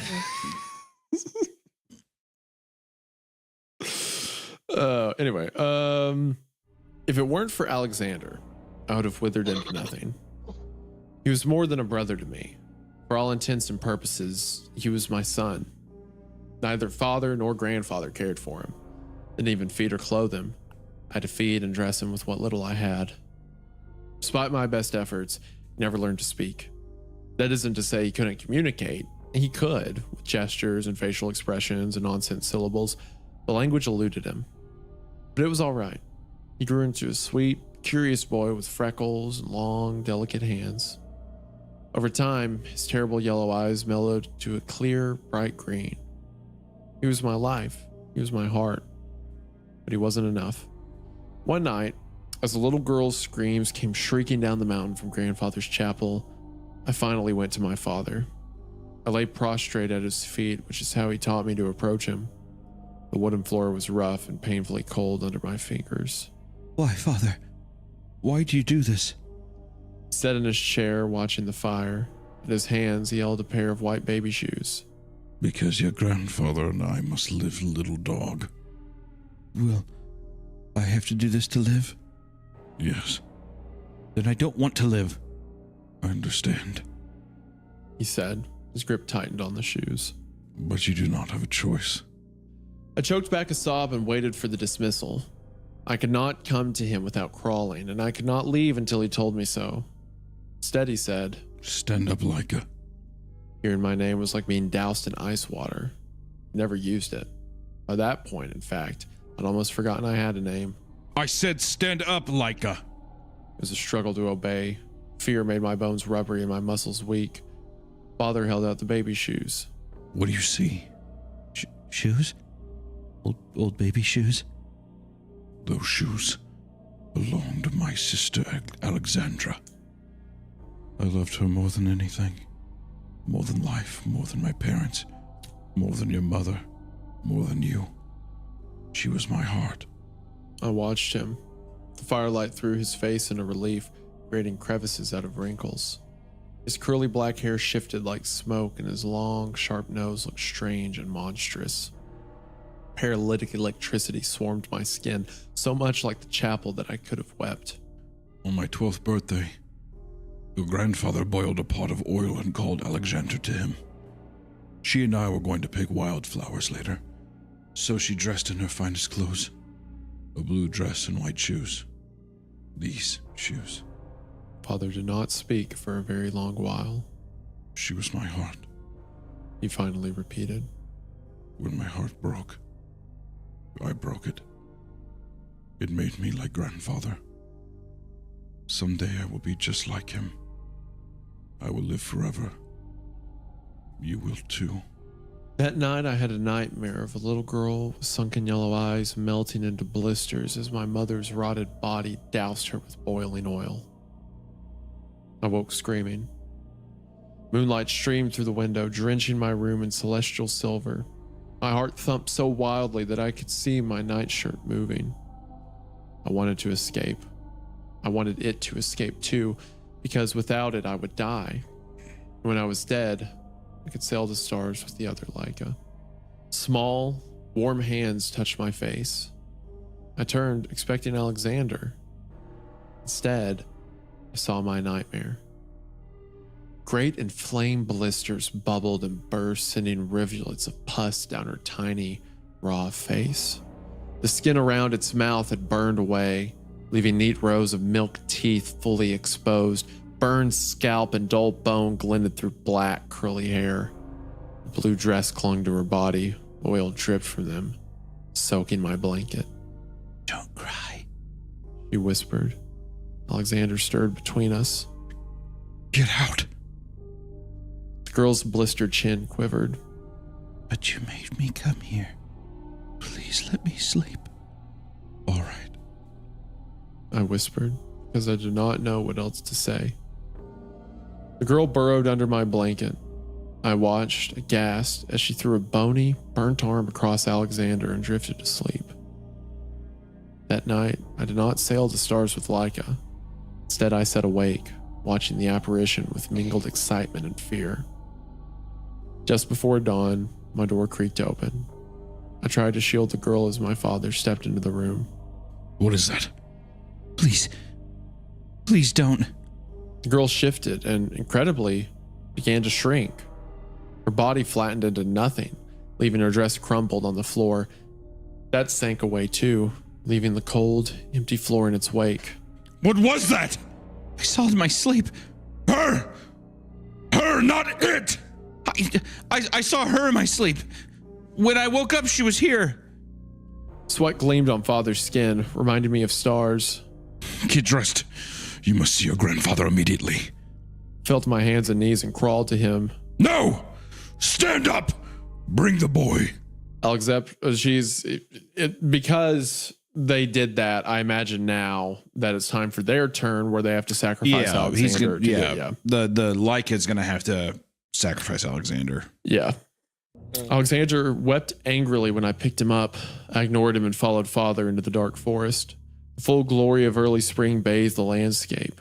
Pale beams of light shafted through the canopy, cutting the thick shadows with gold. Vermin crept through the undergrowth and deer watched from a distance. The forest was always full of animals. Grandfather was no danger to the birds or beasts after all. Soon the chapel came into view, an ancient little church with a black spire, red windows, and frost-encrusted stones. There's been a ton of videos or episodes we've done that revolve around like an old steeple church in the woods, like spire in the woods and stuff.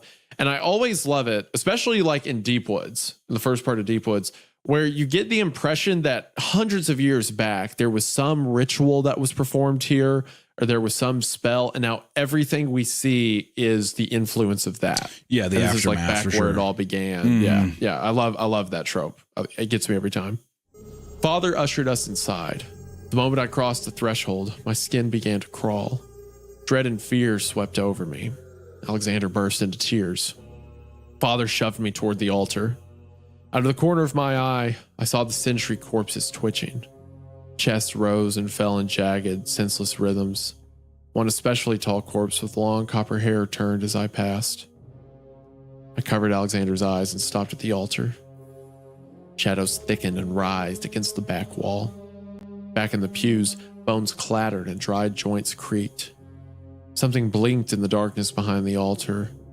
Great, flat eyes like golden moons, shining in the cold shadows. Grandfather. The dog. Grandfather intoned. And her pup. He snarled, a deep, bone-shaking rumble like that of a tiger. Teeth glinted in the shadows, a shining ivory arc wider than Father's entire head. Pavel. She had a nightmare. When she woke, it followed her out of the dream. It came alive. And I saw it.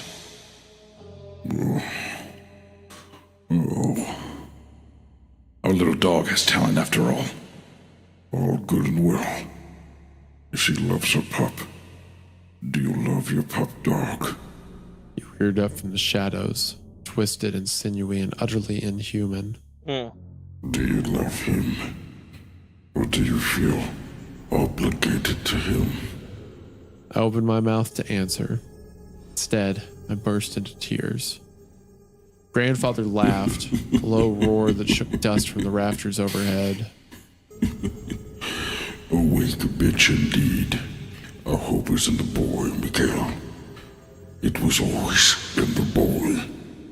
That is why we made him. Now go.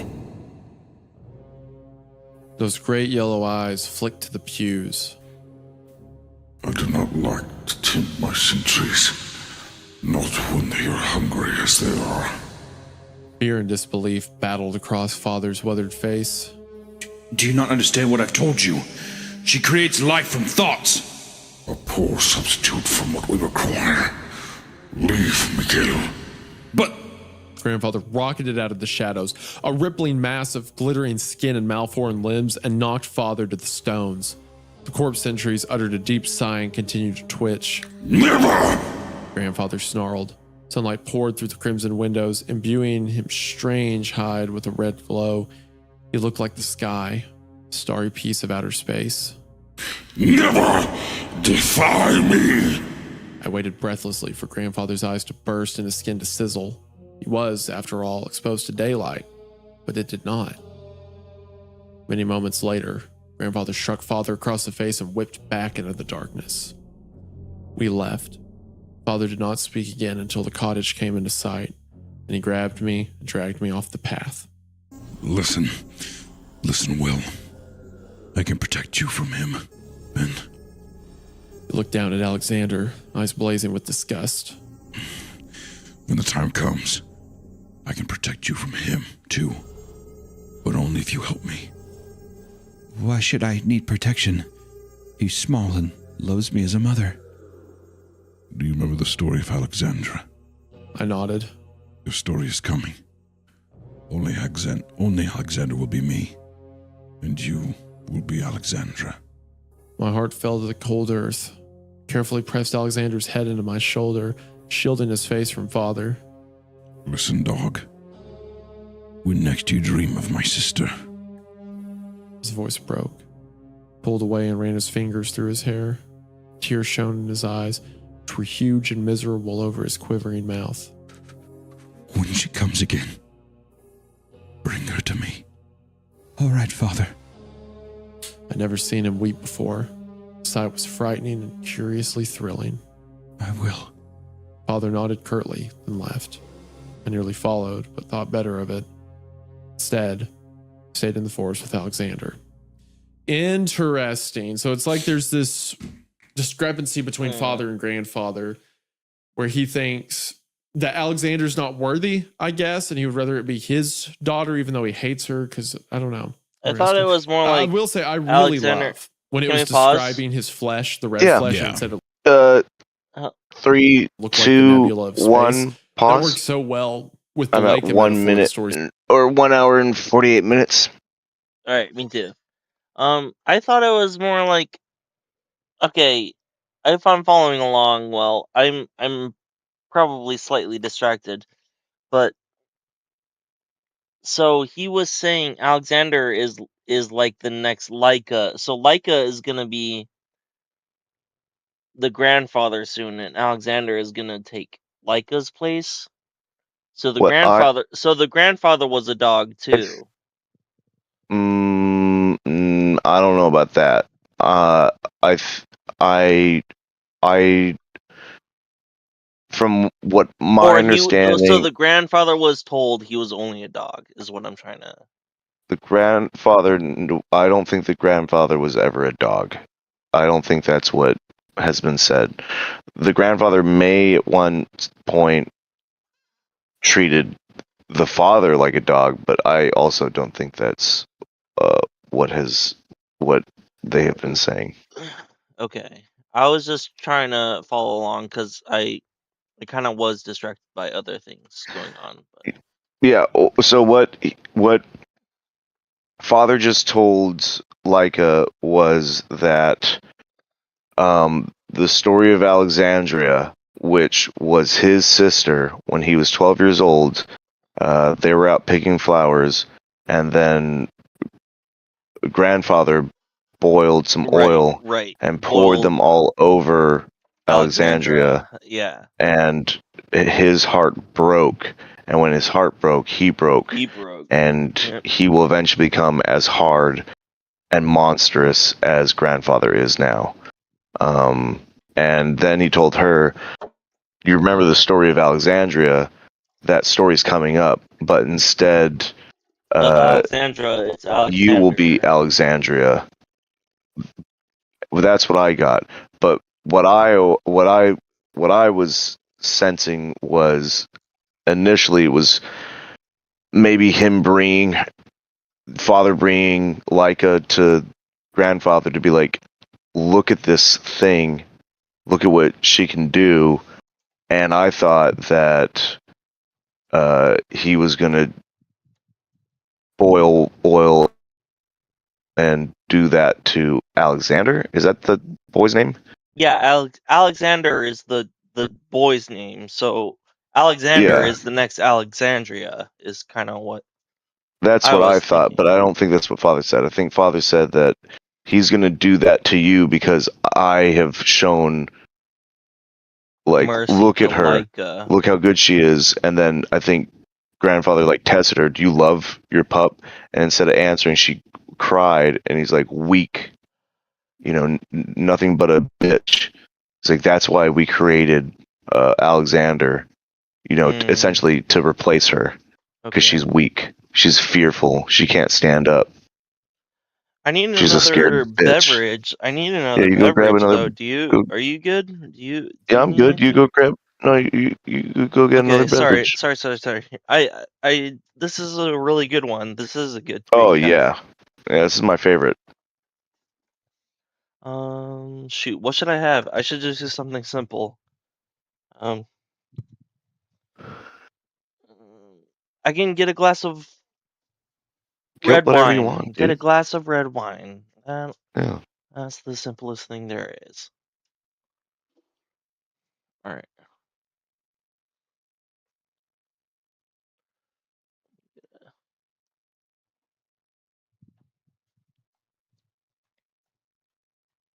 Mom won't mind if I steal some red wine.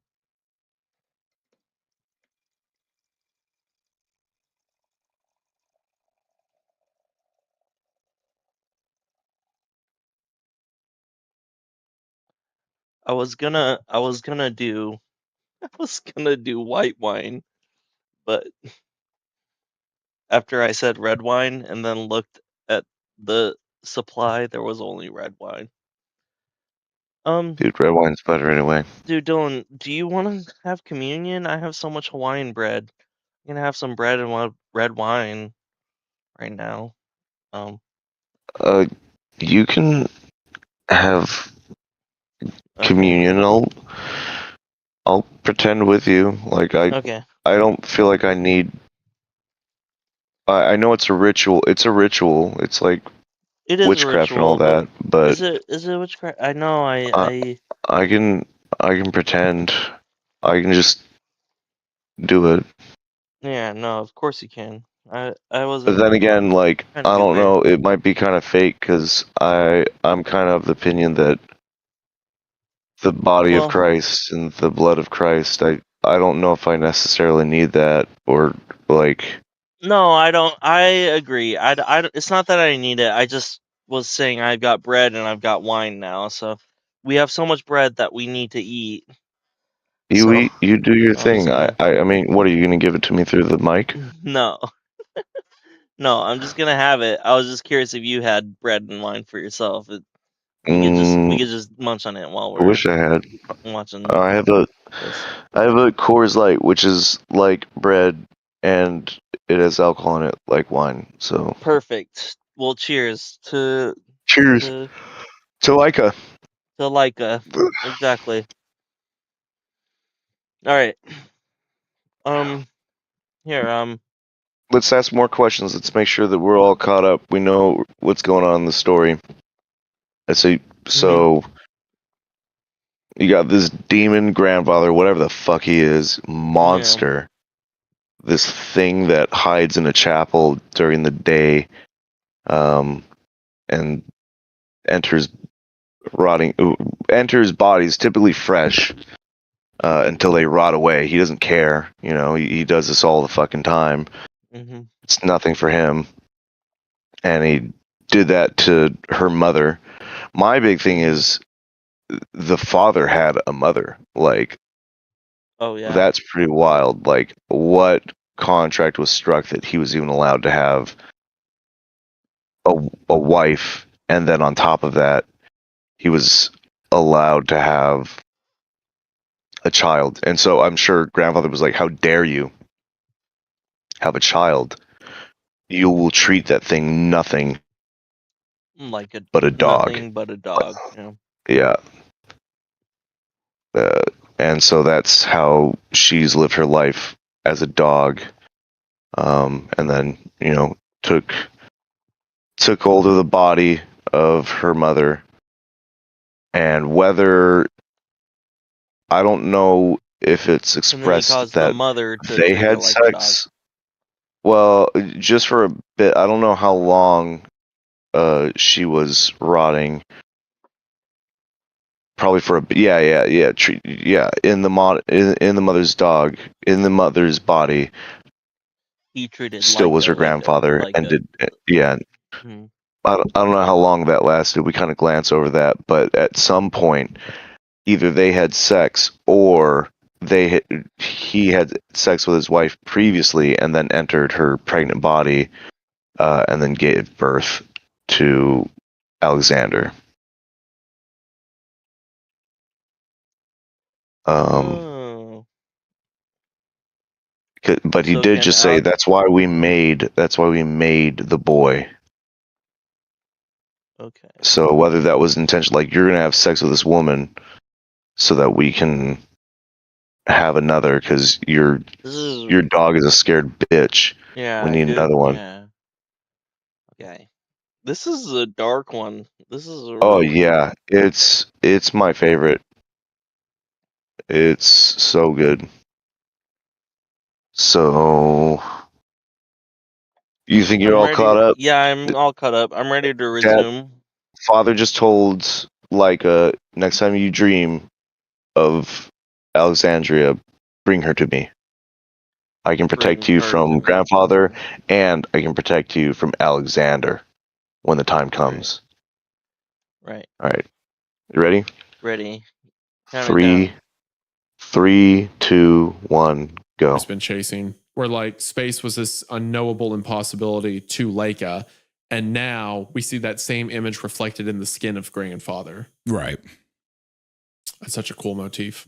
As the morning brightened and birdsong swelled to a symphony, I set Alexander upon the narrow path.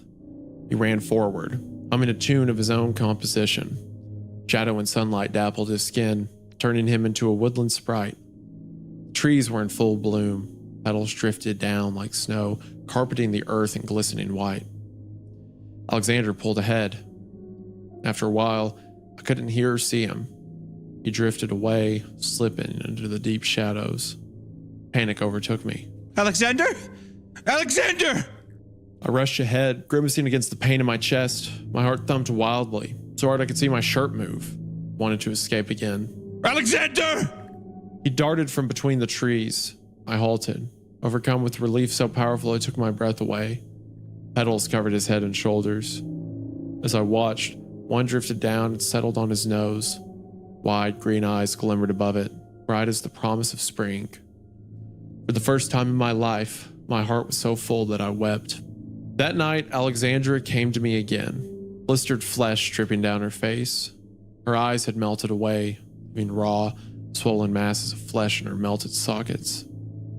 Remembering my instructions, I sat up. Father? I quivered. Alexandra reached for me blindly, ruined hands closing on shadows. Father! Father burst into my room, gasping. Alexandra! He shot forward, arms extended as if to sweep her up. She turned. Father froze. Alexandra tottered towards him. Mikhail, my eyes hurt. Father collapsed and covered his eyes as Alexandra approached. She left a trail of pus and oil, shining like a tiny river in the moonlight. Ew. Or sorry, Mikhail, my hands hurt. Father wheezed miserably. Mikhail, my skin is on fire and it drips away. She stopped before him and crouched. Father whimpered and whined like a beaten dog, twisting away from her hands. She set her small hand on his cheek. Father squalled and writhed, but couldn't break away from her. Mikhail, She wept. you are just like him now. She jerked and began to shrink, to sink, disappearing into the floor. The moment her hand fell away, Father leapt up to his feet and ran. After that, He did not ask to see Alexandra. This is good, because I did not see her in my dreams after that. I only saw Leica. Oh, that makes sense as to why earlier in the story she saw the vision of the dog. I didn't put that together till just now, that the reason she saw the dog is because she has this power to bring life. Yeah. I spent most nights drifting among the stars with that dear, doomed dog at my side. Imagined or not, sights were glorious. Incomprehensibly beautiful star formations, planets, great multicolored expanses of celestial mists. Sometimes I woke, bleary and incoherent, felt her fur against my skin. By the time I opened my eyes, there was nothing. One winter morning, I woke very early. My stomach growled immediately, and no wonder. Father hadn't fed me for days. I fed Alexander with table scraps and tree bark. That, I decided, would change today. I crept into the kitchen. There wasn't much, there never was, but I scraped together what little I could and turned around. My grandfather sat at the table, great golden eyes shimmering in his terrible face. Little bitch, what have you done to your father? He no longer hunts. He no longer eats. He no longer obeys. I felt like I was back in his chapel, crushed by darkness, heavy with dread, on the verge of panic. Your ability has not been seen on this earth for 1,000 years or more. Of course, the ability wasn't of Earth. I no doubt come across it while sailing through space and breathing stardust. It's just nightmares. No. You take the dark things of the world, the fear, the hate, the pain, and channel them into physical form. And that is just the beginning. You will be able to do anything. You will make bodies, permanent, perfect bodies for me, and for you. Oh, I see. Then why be so dismissive of her if she can make you a perfect body, idiot? I think that if you are like, this is an omnipotent being, I think he probably wants to, it's kind of like Zeus, or it's like Kronos being afraid of Zeus or something. It's like almost like this thing's going to kill and replace me, maybe. Mm-hmm. So maybe he's just like making Leica feel lower than what it actually is, potentially. Yeah, because his whole thing is That makes subservience, sense. I guess. Mhm. So it's like you have But to continue also- to make it a dog so it doesn't get ideas. But also, he also probably just didn't know that she had that power Until now. Yeah. Yeah. The relish in his voice made me sick. He said, Our women have always been weak and talentless. I thought the same of you, little bitch. Tears pricked my eyes and my bones thrummed as if struggling to break through flesh and run away. It was no use. Destiny had already bloomed between my grandfather and I, heavy and foul with the promise of despair. Grandfather whispered, Listen closely, for you will only hear this once. I was wrong. He left. I ran to the window and watched him hurtle through the trees as sunrise threatened, back to his chapel. I waited until the sun was up, then I ran to my room, bundled Alexander in every bit of clothing I could find, and left. We followed the path for many miles. Our home was hours and hours from the nearest town. Couldn't reach it until long past nightfall. I could only hope the grandfather wouldn't notice our absence until the following day. It wasn't an unlikely hope. Grandfather spent most of his time in the chapel. The second this thought crossed my mind, a glittering dark shape leapt out of the trees and knocked Alexander from my arms. I caught a blur of twisted limbs and nightmarish hands, of great yellow eyes like flattened moons. Alexander screamed as a torrent of blood splattered across the snow. It sank quickly, melting red canyons through the pristine white. Grandfather at me, narrowing sides heaving. Then he leaned down, tore out Alexander's throat. Screamed. Birds took flight and mammals ran through the undergrowth. The piercing note echoed off the mountains. The pain within it should have ended the world, but there was no one to hear, no one to care. Grandfather grinned. Alexander's blood and sinews clung to his teeth. I broke. I felt it. Crushing weight of sorrow, the almost physical sensation of my spirit tearing and bleeding out into my guts. I fell to my knees and cradled Alexander's head for hours. My father finally found us around nightfall. He had a heel of bread and an oily chicken leg. He pressed them both into my hands, then left. I tore the bread into pieces and dropped them, one by one, into Alexander's mouth. When he did not wake, I burst into tears and hurled the chicken leg into the woods. The moon rose into the cruel, dark sky. Stars glimmered through the bare branches overhead, creating a breathtaking fractal pattern. I plopped down beside Alexander, pulling him to my body. He was cold, terribly cold. I held him anyway, keeping my eyes trained on the stars. My mind detached with great difficulty, like it was trapped in tar. Finally, it wrenched itself free and sailed upward, disappearing into a silvery sea of sky and stars, rocketing ever higher until I saw the earth spinning below. Leica's rocket zoomed past. I reached out and caught one of the metal bars near the nose. I could sense Leica within. Her terror vibrated through the craft and leached into my bloodstream. It's all right. It's all right, Leica. I'm here. When you land, I will help you out and we will play together. Her fear diminished, and so did her pain. So did mine. Together we sailed the stars, looking upon the earth and marveling at the incomprehensible beauty around us. I woke cold, sore, and in more pain than I can describe. Man, something about story, just the idea of a child being in such a awful, I mean, obviously this is like a supernatural abusive situation, but the idea of a child being in like a, you know, such a physically distressing, you know, painful position and taking comfort in a dog who had to go through something like that too. And then also, not only having the dog as a comfort, but wanting to comfort it. Yeah, I was gonna say just the idea of something being like understand. It's also more tragic too that it's understanding how horrible its situation is. Yeah, and like looking up to something being like, "Don't worry, we'll get through this and we'll play together." It's just heartbreaking. Yeah, I woke cold, sore, and in more pain than I can describe. I sat up. Alexander's stiff body broke away from mine. I reached for him blindly. A thin scrim of ice covered his eyes. The wound in his throat was an open horror, one I couldn't look at for long. I drew my knees to my chin and wept. After a while, something warm bumped my hand. Wet nose touched my palm. I knew what I would see long before I opened my eyes.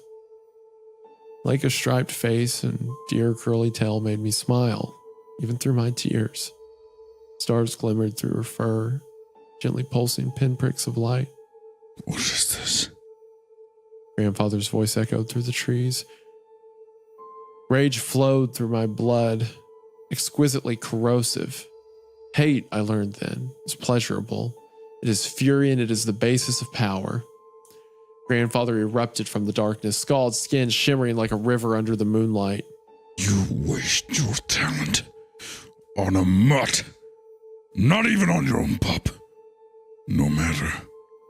I will correct you. Leica reared up and leapt, snout piercing one of Grandfather's flat moon eyes. He screamed and shook his head back and forth. Leica fell to the snow, twisting and quickly righted herself. Then she bit his foot. Her teeth sank through that impenetrable, immortal hide like butter. Leica was not large enough or strong enough to kill him, but she tore holes in him the way a match scorches holes in paper. Soon Grandfather was on his knees, mere feet from Alexander's corpse. Leica came to me, panting, and collapsed in my lap. She bled from 1,000 wounds, some small, some undoubtedly mortal. Good dog. My voice broke. I stroked her gently, willing those wounds to close. I was a monster. I used Leica just like the others had, calling her down on false pretenses, filling her with hope, before throwing her into the void. Good girl. Good girl. I looked up as Grandfather's good eyes slid to my dead brother. Something dark bloomed there. A wicked, corrupted hope. He curled in on himself, twisted body shrinking to a withered husk, and slid down Alexander's throat. I screamed as Alexander's body twitched and shuddered. Then he sat up, bones creaking and frozen sinews cracking. He smiled. His eyes shone like molten gold in a forge. Leica attacked again. Alexander's face curled into a snarl as she bit and tore his skin, exhibiting an energy at odds with her awful wounds. I watched, helpless and hoping and hurting, wishing I could detach and fly into the stars once more. Except there would be nothing there for me now. I'd called Leica down from the stars and doomed her. Snow crunched behind me. I whirled around. Father stood there, watching me with contempt. In his hands was a sleek, gleaming shotgun. Relief and horror engulfed me. This was the end. My mind would detach forever this time. The fear would finally end. Like a bit down on grandfather within Alexander, who hit her. She whined, but it held fast. Father stalked past me and cocked the gun. No! Don't hurt her! Don't hurt her! Father pointed the gun at Alexander's head and fired. Blood and viscera and dark, glittering flesh exploded across the snow. Father fired again, then reloaded and fired again and again. Alexander's head evaporated into red mist. Finally, his body lurched, and grandfather, small, bleeding, scaled grandfather, slithered out of his throat. Leica caught and held him. Father pressed the barrel of the gun against his good eye and pulled the trigger as the sun broke over the mountains. Father stepped back. I reached for him, drunk on hope and gratitude, but he recoiled from me. In his withered face, I saw despair, rage, and contempt. He kept his eyes trained on mine as he placed the gun in his mouth. No! He pulled the trigger. Half his head evaporated, leaving a glistening mass like a fleshy geode. His body stumbled forward a step and crumpled to the snow. It took a very long time for the sun to burn grandfather down to dirty oil. Leica held on until the last scrap of skin melted. Then she stumbled to me and collapsed. I stroked her until her body shrank and sank into the ground, leaving nothing but a scattering of tiny, dim orbs. The stars I'd seen in her fur. I touched one. It was pleasantly hot. I gathered them up and slipped them into my pocket. I went to Alexander's body, ravaged beyond description, broken in ways that did not seem entirely real, and sat with him until nightfall. Then I stood and walked away, and life went on. At first, I brought them back from my nightmares. Alexander, father, grandfather, even Alexandra. But I quickly taught myself to starve and eventually kill my ability. It's not a good power. It's born of rage, despair, selfishness, and fear. And I cannot tolerate fear. Besides, dogs do not have such awful powers. It is good to be a dog, because they're not necromancers, they're not monsters. They're nothing more or less than the simplest and most loving of creatures. That's why I'll always be Leica the dog. And that is the end. Wow. Yeah. What a great one, man. Yeah. What I love about Dopamine stuff is that the way that they write, it almost feels like these are like entirely fantasy. Like they're like, it almost feels like you're in the fucking landscape Shall of like we a pause, Ghibli film or- or something. Yeah. Yeah. We're obviously in these times where at 3, least the 2, 1, Russian pause. experiment. So, did you get all that? Alexander was blown to mist. Yeah. So Um, she wanted to run away with Alexander. And before she could get out, grandfather caught them, sliced Alexander in her arms.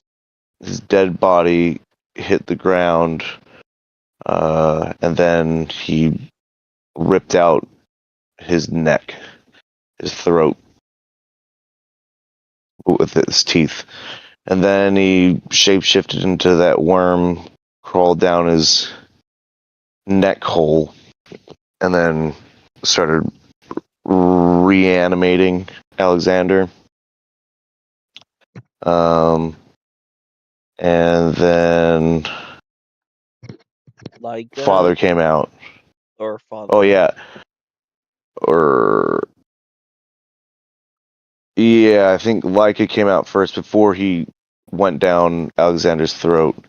Leica came out and was biting and fighting grandfather. And then beat up Leica and went down because he was wounded. He needed to go away right away. So he went into Alexander's body, started reanimating him, and then father came out with a shotgun and blew off his head. Just and then I think that killed grandfather as well, because I think it was daytime as well or something. And then put the barrel in his mouth and blew off his head as well, leaving just her. And then she, for a while, would bring back the dead, but ended up working to stop using that power because she's just a dog, and dogs aren't necromancers. Right. That's the story of. They told me I was nothing but a dog. Mm-hmm. Pretty good, huh? It's a good one. Do like that one. Yeah. A horrifying creature. Grandfather was just a grandfather. nightmare. Yeah. And just the terror and fear. Like, at any moment, he could have just ripped her apart. He was like, you'll treat that thing like a dog. Keep it away from me. Keep it away from my chapel. Keep it away from me. Jeez. You know?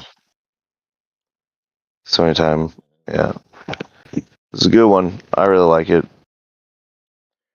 I was waiting to hear him tease. He teased him that one time, but he was teasing him throughout the whole thing. He kept teasing him. And that was the last one during that thing when he was like, I just had to look at your lips, because he was like, man, I'm sad. He's like, I have to pull up your picture of your lips again. He's like, does that make you feel better? He's like, actually, it makes me feel more depressed. And he was like, seeing my lips makes you more depressed. And he was like, we just got to move on. I was like, you're the one who brought it up, you know. You're the one who brought it up. And now that he's like showing that he's uncomfortable with it, instead of saying sorry, you're like, my bad, or I'll stop. We just gotta move on. You have to stop. You have to stop focusing on me making fun of you. Yeah. That's fair. Yeah, No, it's I not can see it that fair. way. Yeah. It's a dickhead. It's being a punk. You know, insecure. Oh, you're calling me out now. Yeah. Like, we just have to move on.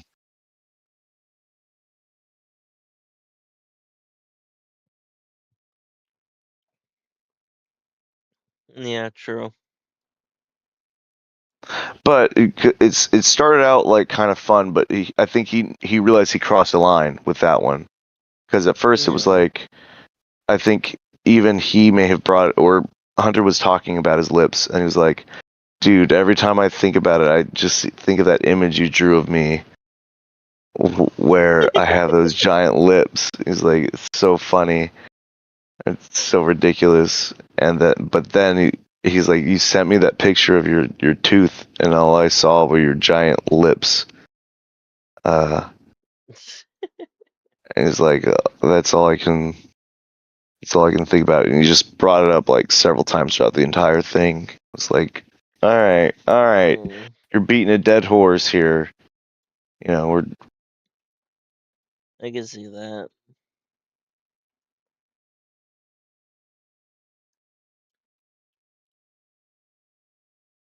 I don't know. I didn't think it was beating a dead horse, because all I saw was the one example. yeah. But if he was doing it the whole time, yeah, that's. Yeah, like every story he'd bring it up. And that was the one where he was like, because you could even hear him. He was like, Wendigoon was confused, like, does it make you feel better? And he's like, yeah, kind of. Actually, it makes me feel more depressed. He's like, my lips make you feel depressed. He's like, we just got to move on. It's like, you couldn't even. You're the one who fucking brought it up, dude. Right. You're the one who paused this segment to fucking do another jab, and when he fucking calls you out on it, you can't even acknowledge it. You just gotta move on. A dismissive friend. Yeah. It's not a good friend. Not a good. They're equals. But I also They're equals. They're not. Wendigoon is not his employee. yeah, but even if he was his employee, it would still be a mean thing to do. But it would be more like understandable. It's like, okay, this is kind of the bit. I feel like that's how it feels like with Nick. He's always putting down Nick, but it feels like it is a bit. But yeah, we're equals. We're both telling this story, and you're like, in fact, I would argue it was it's on Wendigoon's like channel. I would argue it was like kind of heavily promoted by him. Wendigoon was already doing these things, and then they became friends, and they started this. Wendigoon has more experience in telling stories, and I think he told the story really good. I do think that he has some good ADHD and gets sidetracked way too much, and will tell stories in the middle of tense moments. Like, dude, shut up. Or like stop going on about this dot. Like that's what the story is. You don't have to. I can't. Gosh. Humanity would shoot a dog into space. Of course they fucking would. Like, it's bad, but you know what else they do? They fucking grind up animals and turn them into fucking bacon every goddamn day. We're not fucking. You want to talk about Leica was in and out. It was a sad thing, but it wasn't fucking. I'd rather be a dog than treat him like a pig in a slaughterhouse. Just waiting around their own shit.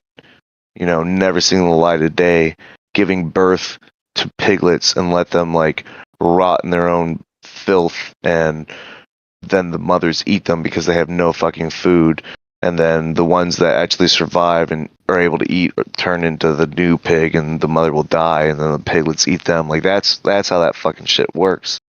Like really bad slaughterhouses. That's bad. Like is bad too, but like, we can complain about everything. We're telling the story right now. Like, the story will tell us how bad it is.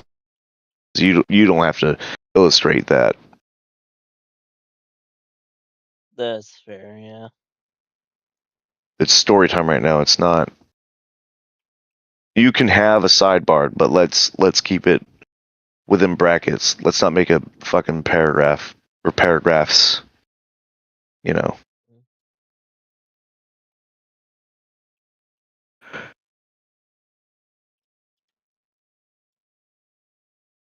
the left-right game's done really good too, but it's long. It's real long. Oh yeah, I do like the left-right game. I don't think I've ever gotten to part 2. I got a little confused at the end of left-right game. I fall asleep at part 2. Actually, now that you've mentioned What's it. the last part you remember? I remember them going into a town and some guy getting shot. Yep. And then a tree fell down or something. That blocked Something their path. happened. They messed up. Because I think they shot somebody, right? They got spooked or something, and then because of that, something started like following them, and then eventually, like, the whole world started imploding on itself. Like, the ground became fucking like lava, sinking everything into it. Oh and shit! Yeah, I don't and like remember that. they were catapulted in the air and they were like falling or some shit, and the funny guy like sacrificed himself Oh jeez. to save the main character. What is it? The Crystal? reporter. Yeah. Dude. But then it goes into part two. I like that whole in between the shooting and the ground becoming lava and them falling in the about to hit the ground, and one of the dudes trying to say like all of it's kind of muddled. I need to redo that. I was playing a difficulty 6 or up Oh shit. Helldivers, Yeah. fucking crazy shit while I was listening to it. I was like, Dude, oh fuck, wait, what's happening? you gotta play World of Warcraft where you can just quest and listen. Well, so typically what I do is I go out and I just farm when I listen to those. But for this one, for that one, because I had listened to it a couple times, and I'm like, I'm gonna re-listen to it, and I fucking was like, there's a cool event going on. I'm gonna play with multiple people, and if I'm gonna play with multiple people, I'm gonna crank up the difficulty. Nice, nice. Okay.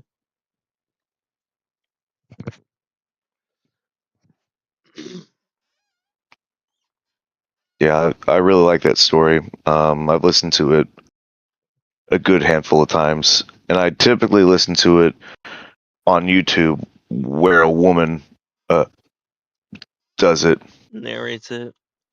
Yeah, but Yeah. Hunter does the grandfather so good, and Yeah, they put some the father so distortion good. or stuff on his Yeah, voice for the.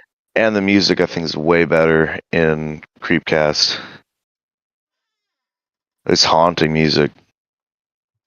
It is very haunting. I liked it, but Yeah, you should send me the link to that. the I would YouTube one. listen to.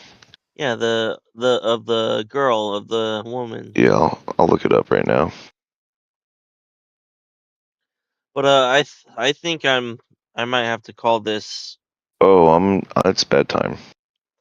I just realized Me it's too. 3 o'clock. I'm so sorry, dude. I think I may have started falling asleep at the end there. Sounds good. Did I wake you up? No, I remember uh grandfather ripping his neck out, and then Mm. I just remember like, and necromancers are not dogs are not necromancers, and like and then the sound when it ends, and I was Doo-doo, like, dim. yeah, and I was like, oh, yeah, how'd you like that? Yeah. But I've listened to it a bunch of times. Let's see here. They told me I'm nothing but a dog.